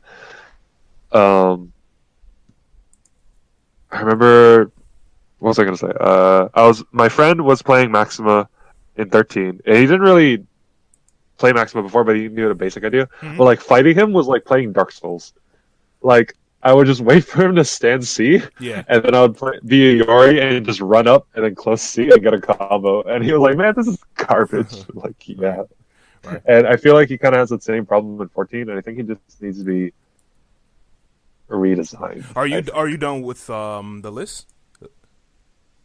Yeah, I think this is all the characters. Oh, I mean, because you're on a different. Okay, Yeah. okay. All right, cool. Oh yeah, my bad. Yeah, I was looking at the What do you think about Sylvie? I see she's kind of down there next to Maximo. She's like behind Maximo. Sylvie. Sylvie would be amazing. Okay, Sylvie would be amazing if her quarter circle back move where she does the ring hit crouches. Because what I thought they were going for was a kind of lacking in mid screen neutral character, but really strong corner pressure and corner damage. Because that's what I kind of saw with the ring special, with the quarter circle forward one, with her like jumping up kicks and then dropping. Like that's what I saw, because that like the kicks, it's like -0 on block and like +2 on hit. The +1 or +4. The ring was like +5 or something. Like she had all these like plus specials that could give her really good corner pressure. And when I was first labbing her out, I was like, oh man, this is really cool, and like I can poke with the lightning. If I get them in the corner, I can poke with the lightning, I can pressure with the kicks, and if I'm being pushed back too far from like naturally because of normals, I can do the ring to get back in because it moves her forward. And then I put the dummy on crouch and was like, oh, that doesn't work.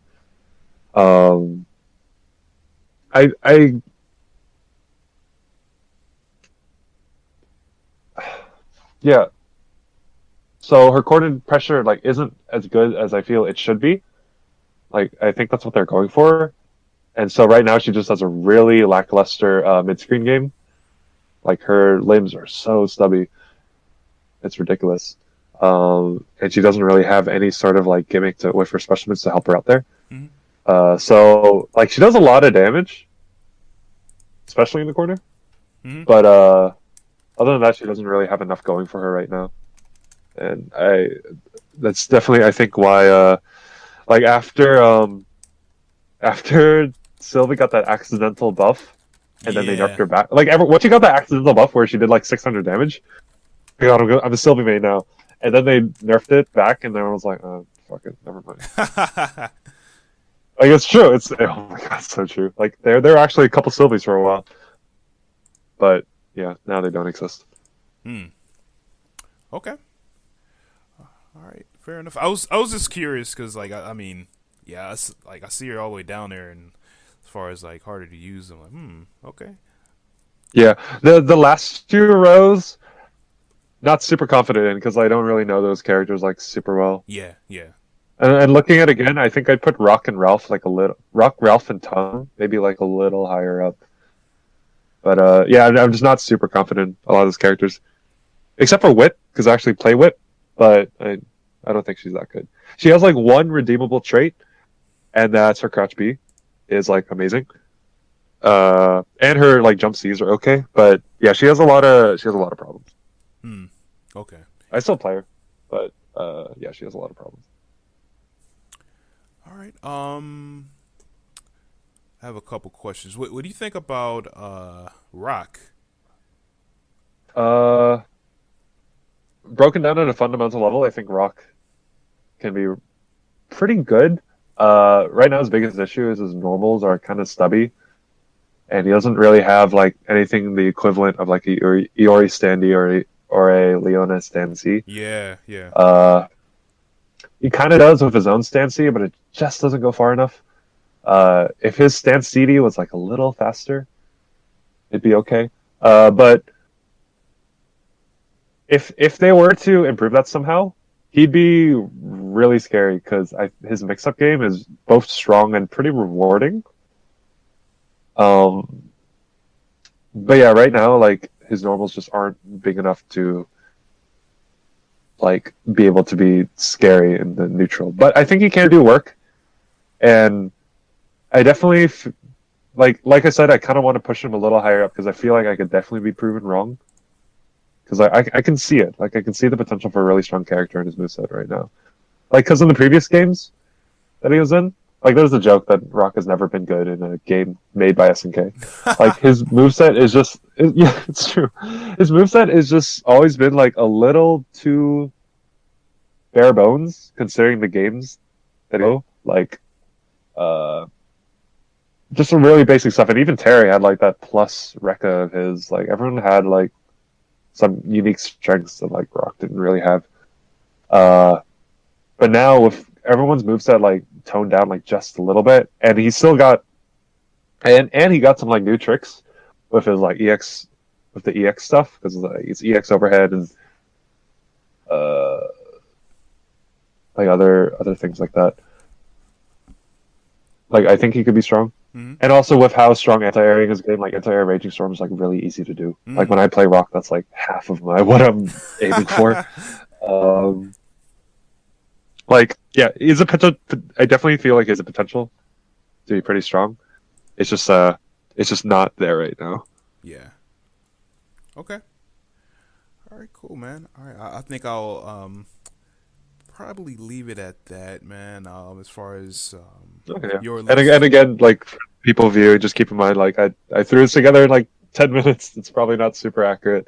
It's definitely, I mean, that's the thing with tier lists. This is just my immediate like gut reaction, I guess. Oh yeah. I told you to just share your own experience and your own knowledge, pretty much. So yeah, that's pretty fair assessment. Yeah. All right, cool. All right.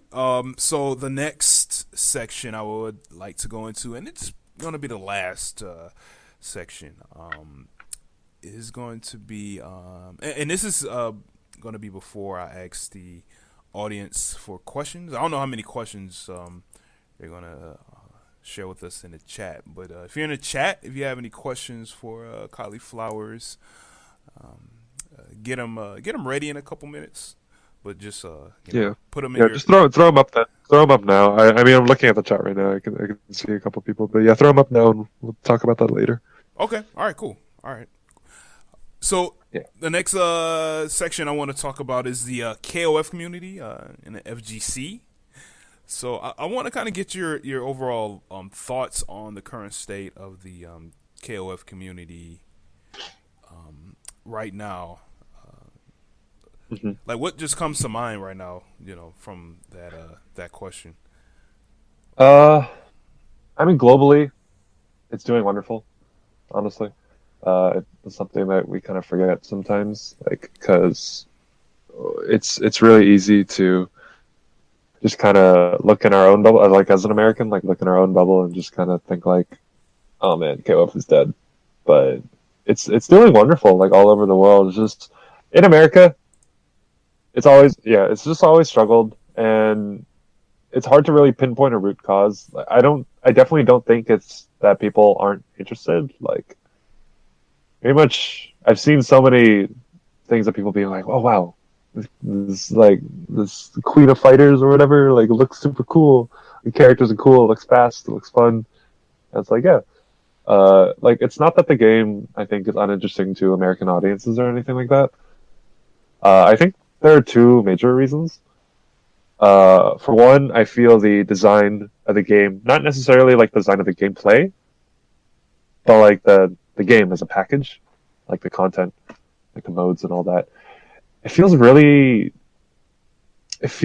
Japanese. I don't know if I don't know if that makes sense, but like it feels like, all right, you bought this game because you want to get good at it, because you want to play people IRL. Like, leaderboards, what? Or like rankings, what? What Street Fighter's been doing pretty well is giving like even non-tournament players like kind of an incentive to play with like the ranking systems, like Fight Mini system. Tekken has been doing that with the ranking system as well, and they also have like a really intricate like story mode. Injustice, not so much a ranking system, but yeah, the story mode and also the multiverse thing and character customization. And KOF has like never really hopped onto that, and I understand like it's really difficult to do that for a fighting game. But I feel like they need to find something that they can do to draw the casual people in, because I'm seeing a lot with Street Fighter right now. There's a lot of like, I mean, obviously it didn't really do that well for the casual people being like new to the game and wanting to get in the competitive scene. There's a lot of incentives and a lot of tools for them for that, and I feel like that is something that maybe the developers can work on. Mm. Yeah, I'm not a developer. And maybe that's probably a much more loaded question or a much more loaded topic. But I don't know. It's what immediately comes to my head. In terms of like our community, um, I think the biggest thing right now is in America, everyone's really scattered. Like, there's definitely a lot of us, but we're kind of just all over the place, and it's been really difficult to find like a central place to meet up and play and show that we exist. Because like we have like this was in a discussion in one of the KOF discords. I'm not sure if it's the Dream Cancel one or the Reddit one, but we were talking about how what Skullgirls does as a community. Oh yeah, that was in Is the that Dream Cancel Discord. Yep. okay? They also have a very similar situation where it's a good amount of players, which is all very scattered. But what they've decided to do is that they almost set up like designated spots to where like everyone's like, all right, we're all gonna go here, rather than like there'll be like 50 tournaments like all of a sudden. When you look at each one individually, it's like 16 entrants. Like, KF's dead. Yeah. Um, I think our community is just really scattered right now. I don't know how much. I feel like that might be one of the causes. I don't know how much it is true because we do have to remember that Evo had the least amount of KOF entrants. Uh, I know some people have been talking about how the story isn't there. Like there's not any like rivalries in 14 right now or anything like that kind of draws people in like less from a gameplay perspective. That's pretty true. Uh, it could be a lot of things. Maybe just in the end, like the United States just never really grew up with KOF. But nonetheless, it's been really positive, and I think that's the most important thing. And I just think that if everyone shows their passion and pushes on and just plays, it'll be fine. There's like I don't think it's ever going to reach a point where you have to worry. Yeah. I don't think it's ever going to be like that. Right. Okay. Next question in this section is well, not really too much a question, but you created a hashtag, man. It was called KOF because. Can you give us a little bit of background information on what sparked and inspired that? Yeah. So most of us know the backstory. There was that one EventHub article, and everyone got super salty. And I remember seeing that, and my initial reaction was I just wanted seeing there was a lot of like attacking, and I'm really big on not attacking people online, like specific people. Like that really bothers me. And so I initially said something like, guys, like don't worry about it. Just play. Like just show your passion, you do you. You know, like I was thinking about that like at work, and I was like, maybe I should try like something. I feel like I've seen people like do something like this before. Like when this thing was attacked and everyone was like, okay, so like everyone talk about why it's good. I don't know. So I was just like, okay, let me give that a shot. So I did it myself. I asked some people to get it trending, and it did. And it was super cool. I just remember like after my shift, I went on my phone, I searched up the hashtag, and there was just all these tweets, and it was cool. Like I don't know, it made me really happy to see, I guess. Yeah, man. I thought that hashtag was it was great, dude. You know, because like everything that happened, you know, transpired from that article, man. Yeah. It was all over the place, dude. It was chaotic in the on Twitter, you know, and Facebook a little bit, you know, for like a good like 24 hours. Yeah, the biggest thing was like I didn't want to fight the negativity with more negativity. I just like just spread positivity instead. Like fill your timeline of that instead of just people bashing on a writer. Yeah, and we had her featured on the podcast that very night where everything was just like imploding, man. Yeah, and that was great. Like it was great that she was able to come on and talk about it for a little bit. Like, and I think a lot of people forget that when they attack people like that, they are attacking a human being, and you have to think about that for a little bit. And I think that helped. Right. A little Yeah, bit. I think people forget that because they're not right in front of their face. You know. Yeah. All right. So, last question, or I should say, sort of like a brainstorming kind of question is, like, so I mean, you briefly talked about some of the things that we should improve upon for the community. Is there any other things that we should try to do to kind of keep people playing and bring in new players? I think one of the biggest things that the community really needs right now is like a couple of faces, I think. And this was something I was thinking when I first wanted to make content, like, because if you go to Street Fighter, you have people like Gutex and Mike Ross, they're like recognizable, almost like mascots. Like people that, and like Maximilian, like people that like they can cling on to and associate with the game and make it more comfortable to get into. Like I got into Marvel 3 mainly because of Maximilian's videos.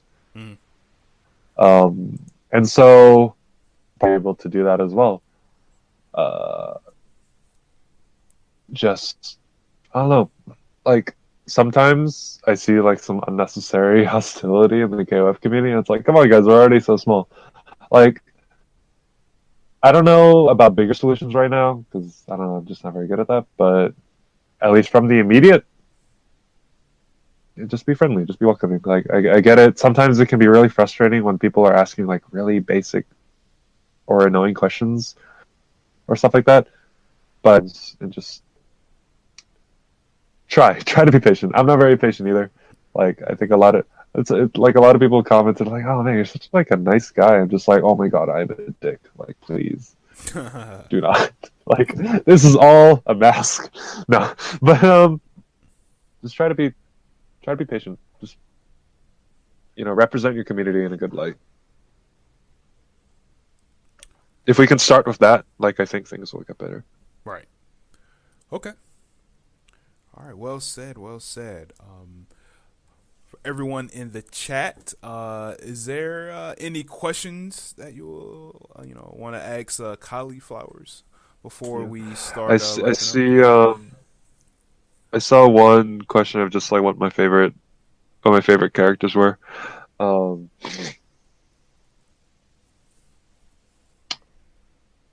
I think I would say Mei Li is probably one of my favorite characters. I just I think she's adorable. Like just to be a superhero, it's like it's really funny. I like her a lot. I love Shingo. I love Yashiro.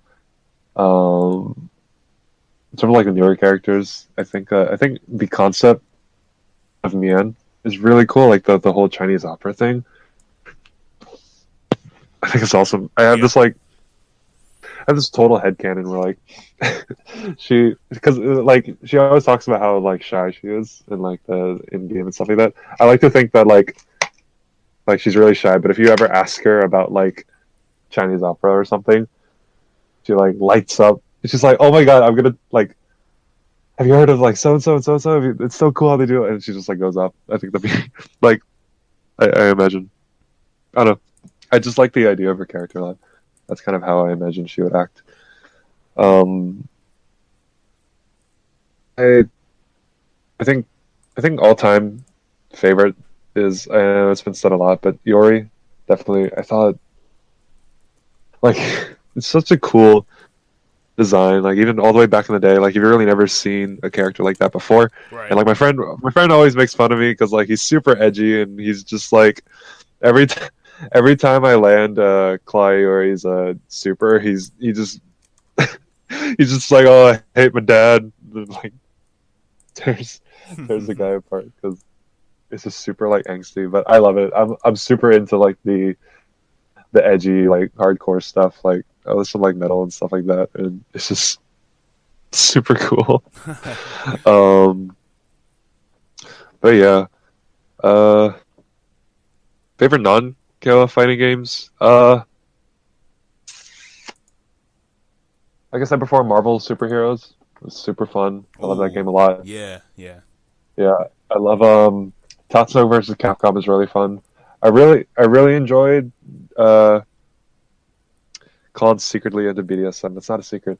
I was really into DOA 5. Um, that game was really fun.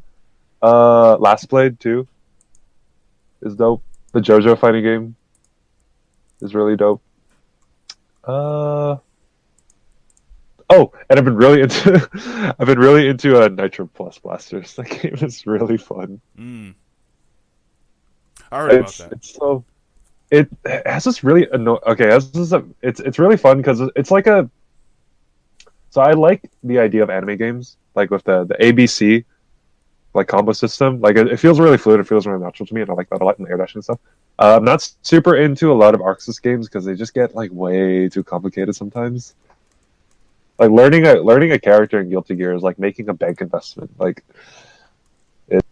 they're complicated. So like I liked Nitro Plus Blasters and Akapaza a lot just because they kind of simplified it a little bit and just kind of made it like really goofy and fun.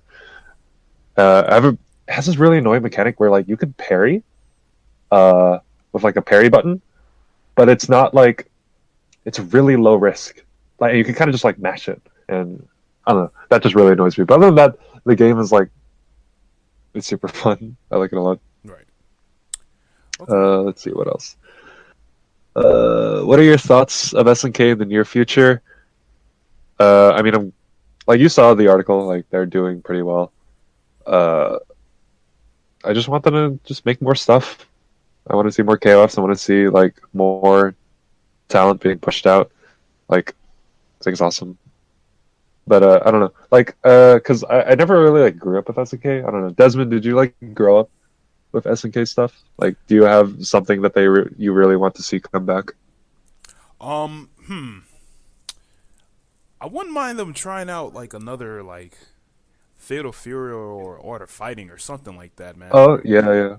Or even just that'd like, be really cool. Or even just try a brand new like fighter overall, man.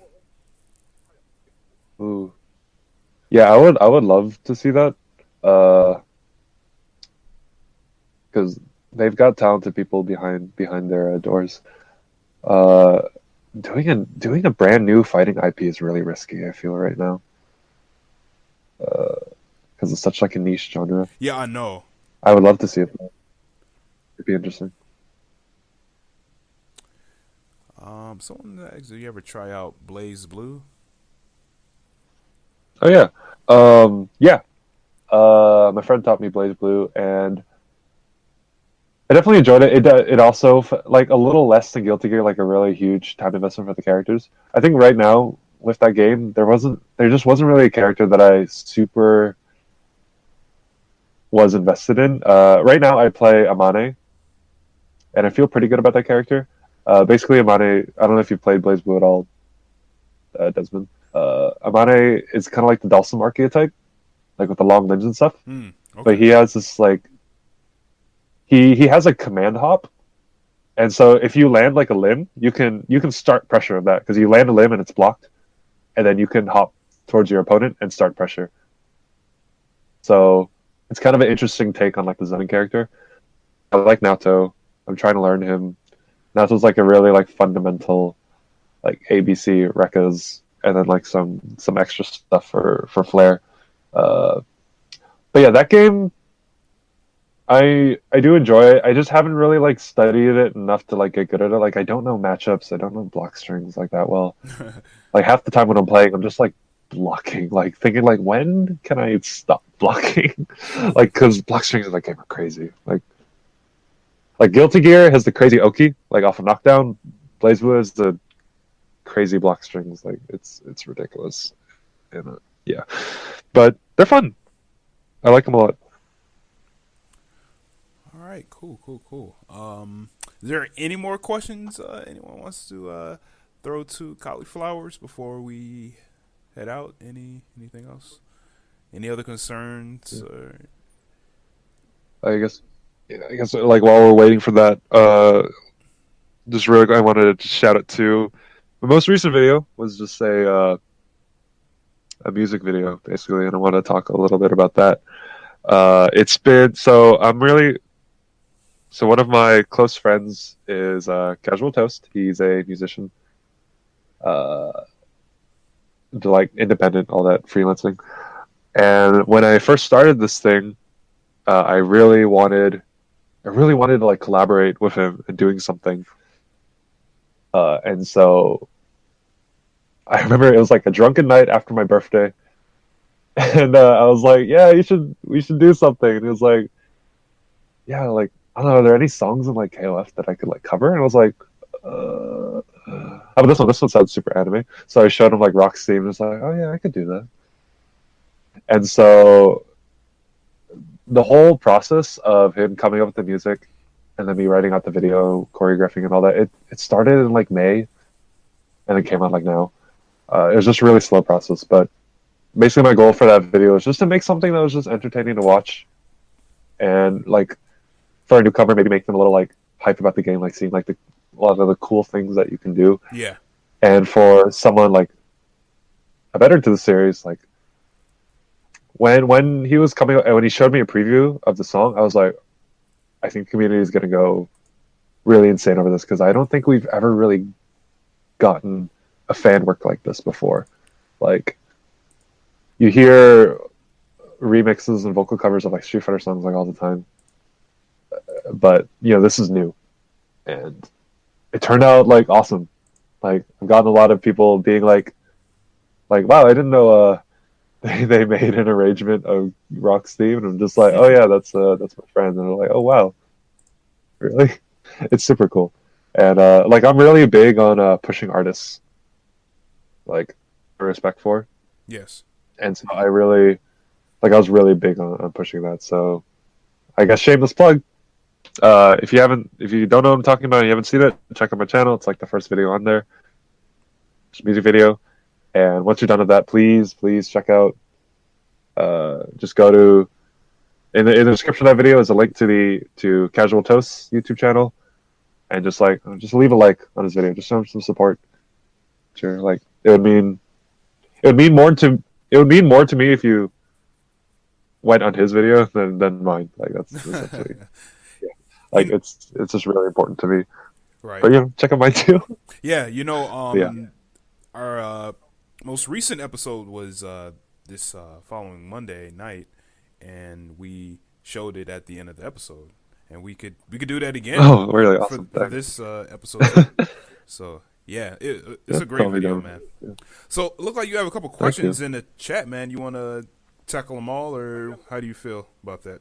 Yeah, sure. Let's see. If you can improve 3 things about KOF, I think 2 people answered the same question. 3 things about KOF. Well, right now, like I talked about a little bit earlier, like the structure of the game, like things you can do, it would be awesome if that was kind of adjusted a little bit. Like I want there to be a little more substantial like package. Like I know we have 54 characters. That already is like a really awesome package, but like for like a more mainstream consumer, and I hate that we would have to cater that, but I feel like if we want to improve the numbers a little bit, we might have to have something for them. Other than that, improving for KOF, I don't know. Like, I mean, I honestly like it. A lot of people like really want to go back to the old school ways of like 98 and 02, where like pushback was insane and everything was super fast, and like comboing wasn't as big a deal. I would like to see that happen again. But the thing is, like, combos are money shots in this industry right now, and I feel like unless you're going for a really weird avant-garde thing like Fantasy Strike or Punch Planet, like you kind of need to have that element in there somehow in order to catch people's attention. But other than that, like, I don't have anything big. If maybe we want to talk about something I would like to see, I don't think it'll ever happen, but I would be really interested to see something like Mortal Kombat's variation system. Most recent Mortal Kombat game, you could basically pick a character, but then you could pick like 3 different movesets for the character. And so, because KOF characters' movesets have changed so much in history, I think it would be kind of interesting to maybe see something like that. Already kind of do it with EX characters, but I want to see that expanded a little bit.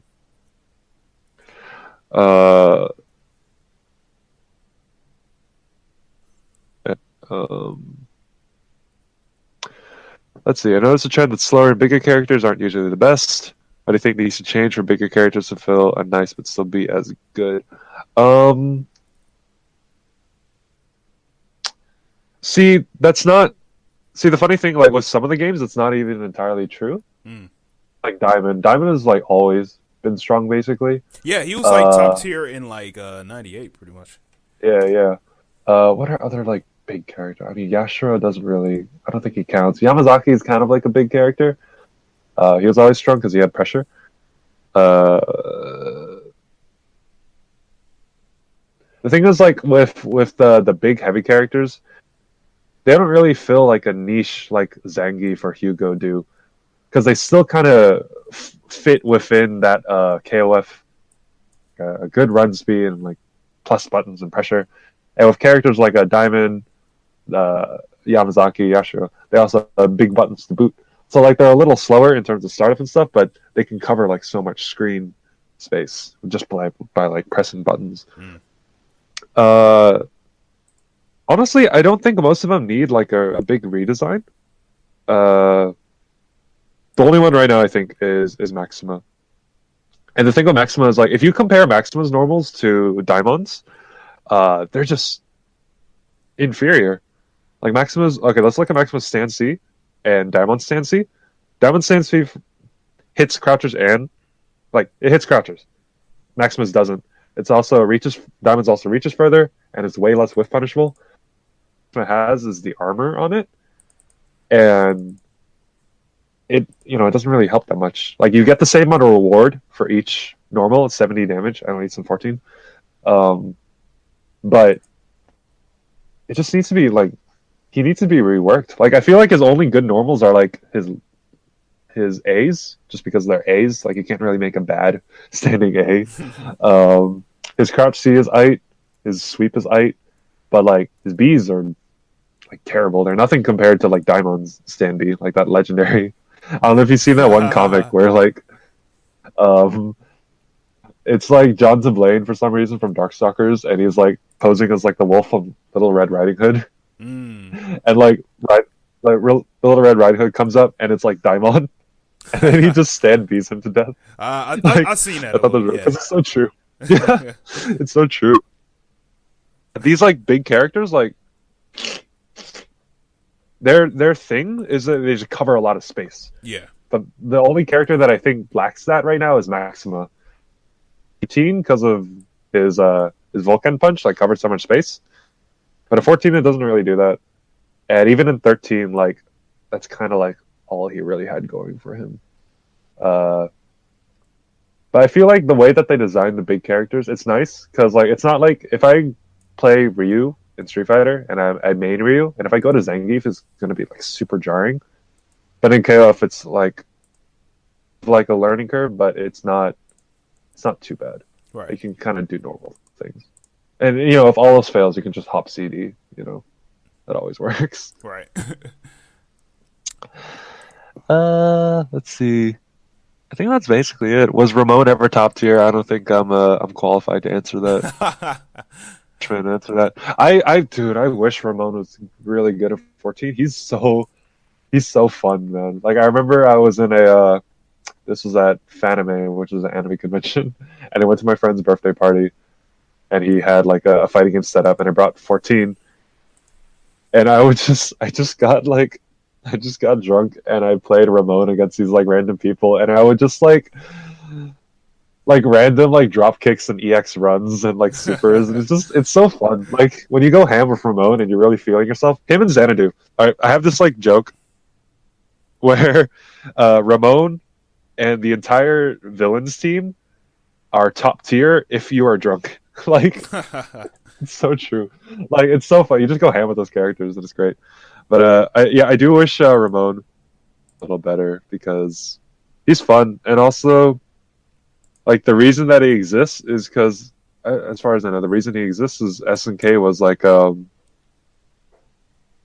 SNK was like, oh man, our Mexican scene is awesome. We got to represent them somehow, and they managed to make a character that isn't as insulting as El Fuerte. So hey, good on them.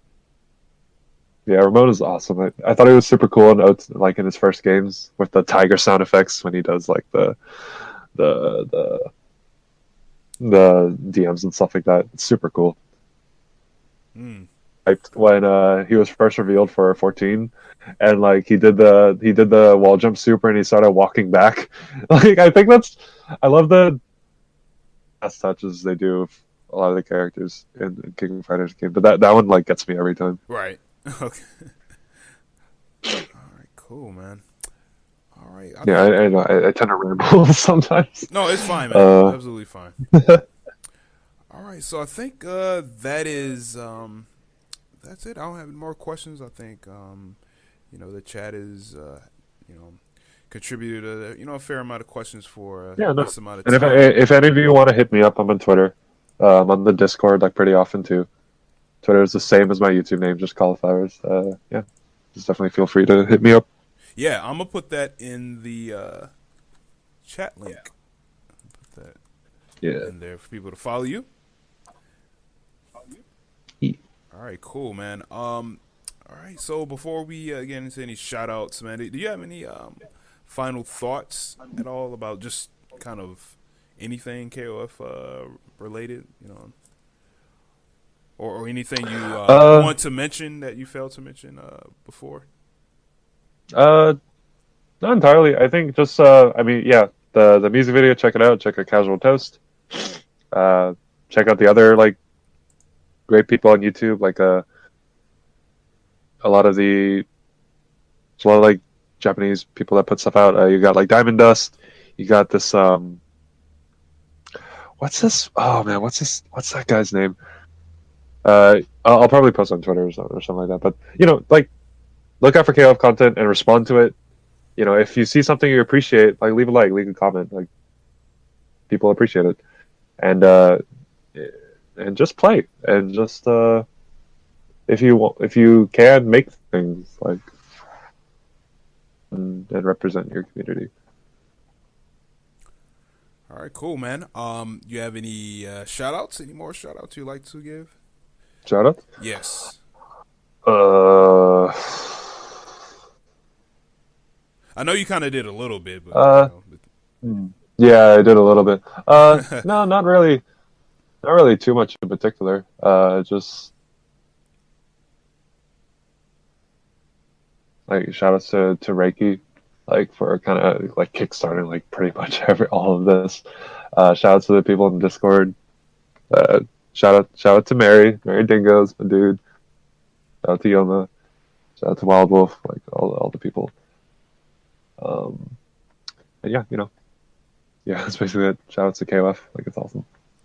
All right, cool, man. Thank you so much. What? And sorry, one more. And shout out to Bombay. He recently wrote up a translation for the music video from Japanese to Spanish. So if you guys got people in like the Spanish community that want to check it out, like now they can see what the song means. And like the lyrics are pretty cool. They're like super cheesy, and they talk about like Rock trying to not be like his dad. Like it's pretty cool. It's super like Saturday morning cartoon or Saturday morning like anime, and it's like yeah, it's awesome. All right, cool, great. Yo, thanks a lot, man, for coming on, for talking and sharing with us. That's absolutely great. It's been long awaited, so it's good to kind of get it out the way. Yeah, awesome. No, it was cool. It was cool. All right, cool. Well, I'm gonna give shout outs on my end. Let's go back through the promo plugs, similar to the beginning of the show. Yep. All right. So, start with Dream Cancel t-shirts. Get cheap shirts at dreamcancel.com/shop. Visit our Discord, get online matchmaking, and talk about a bunch of crazy stuff. These games are on sale right now on Steam. All three of these games together in a pack. 12, if you got $12, you got them all. Similar with King of Fighters 14, if you got $30, you got it on Steam. Shout out to KingsofCo. Donate to Dream Cancel. We're going to make a Patreon pretty soon. Big shout out to our good peoples at orochonagi.com and the King of Data app that has frame data for King of Fighters 14 for your smartphone. Shout out to the King of Fighters Reddit and Discord. Shout out to Game Goons. They will be playing KOF online this Friday for King of Fighters 14 Bootcamp. Check out highlights for the past Dream Cancel King of Fighters 14 Party Battle Mode event and the online tournament that happened this past weekend or 2 weeks ago, where the Party Battle Mode transpired. Shout out to Kings. Kick Punch Block. And shout outs to SNK for the SNK Esports program. Send them an email for your local or regional event for they can support it. Remember all the damage values in King of Fighters 14. This character and this stage coming soon, maybe sometime next year. We don't know. This upcoming Sunday, the KingsofCo online tournament number 4, PS4 edition, Sunday, November 26th at 5 p.m. Mountain Time, 6 p.m. Central Time, 7 p.m. Eastern Time, powered by Maturino. The price pool right now is $289.50. It's just, I would say, a couple bucks near the $300 mark. I'm gonna put the link in the chat below. So if someone has like $11 or more, feel free to help us get to that goal. Online tournament will be streamed by KingsofCo. Should be very, very fun. Upcoming offline tournaments: the Las Vegas Championship, 1K pop bonus going down December 2nd. Free entry. December 15th through 17th is NEC 18. It's going to be held in King of Prussia, Pennsylvania. So yeah, again, it's December 15th through 17th.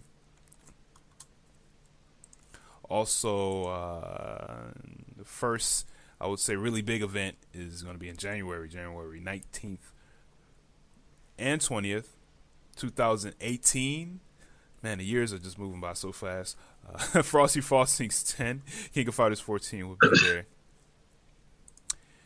And some recent things have been kind of going on that we want to just like leave everyone off with this episode.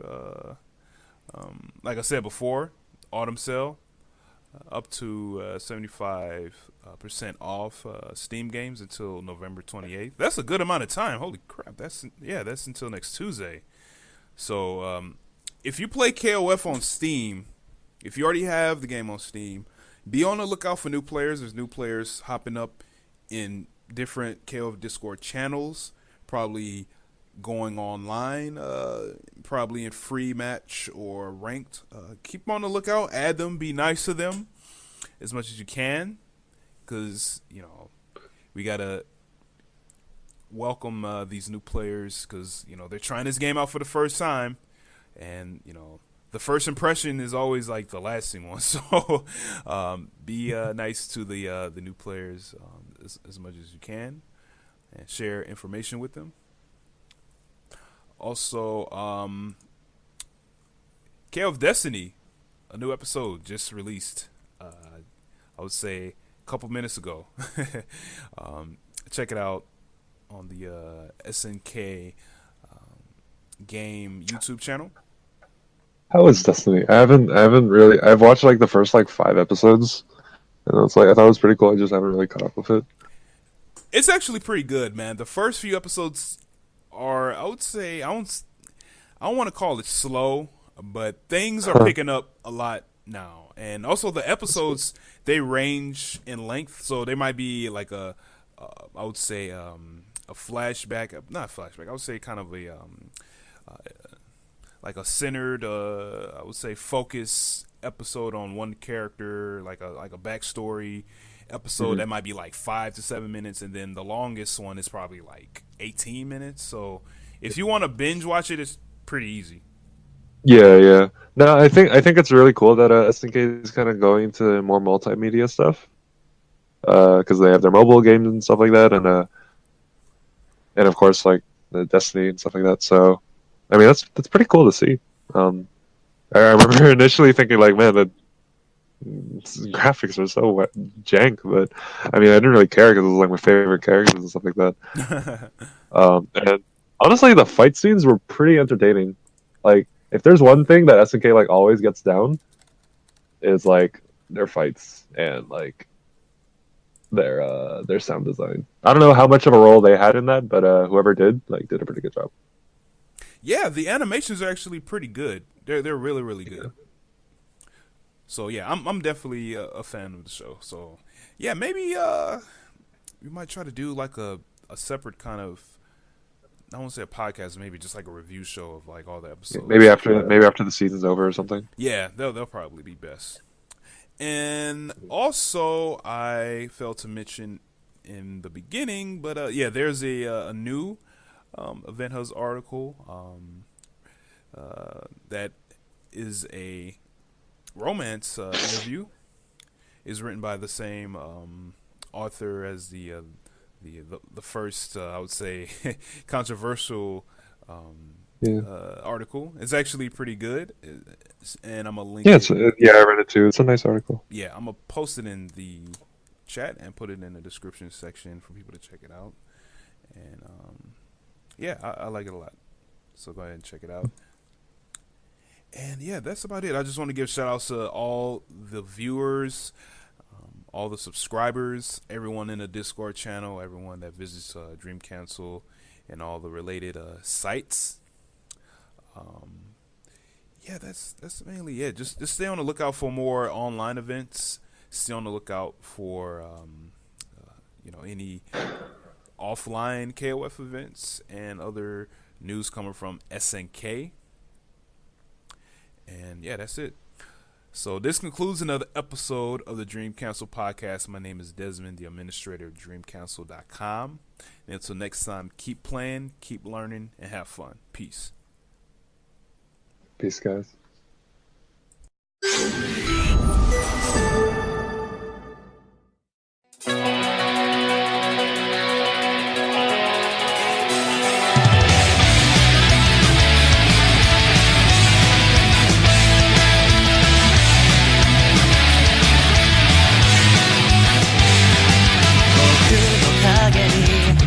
里のぼうらりが潜む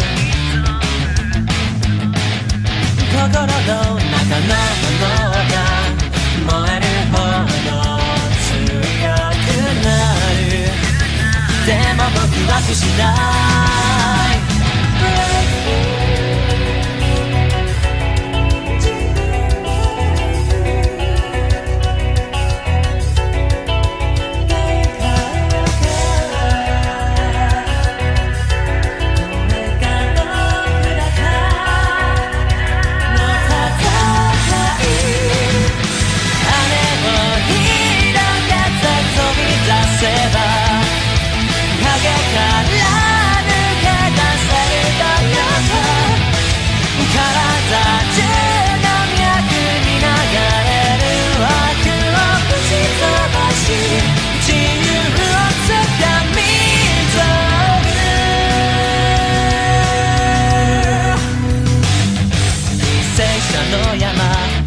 一人も増やしはしない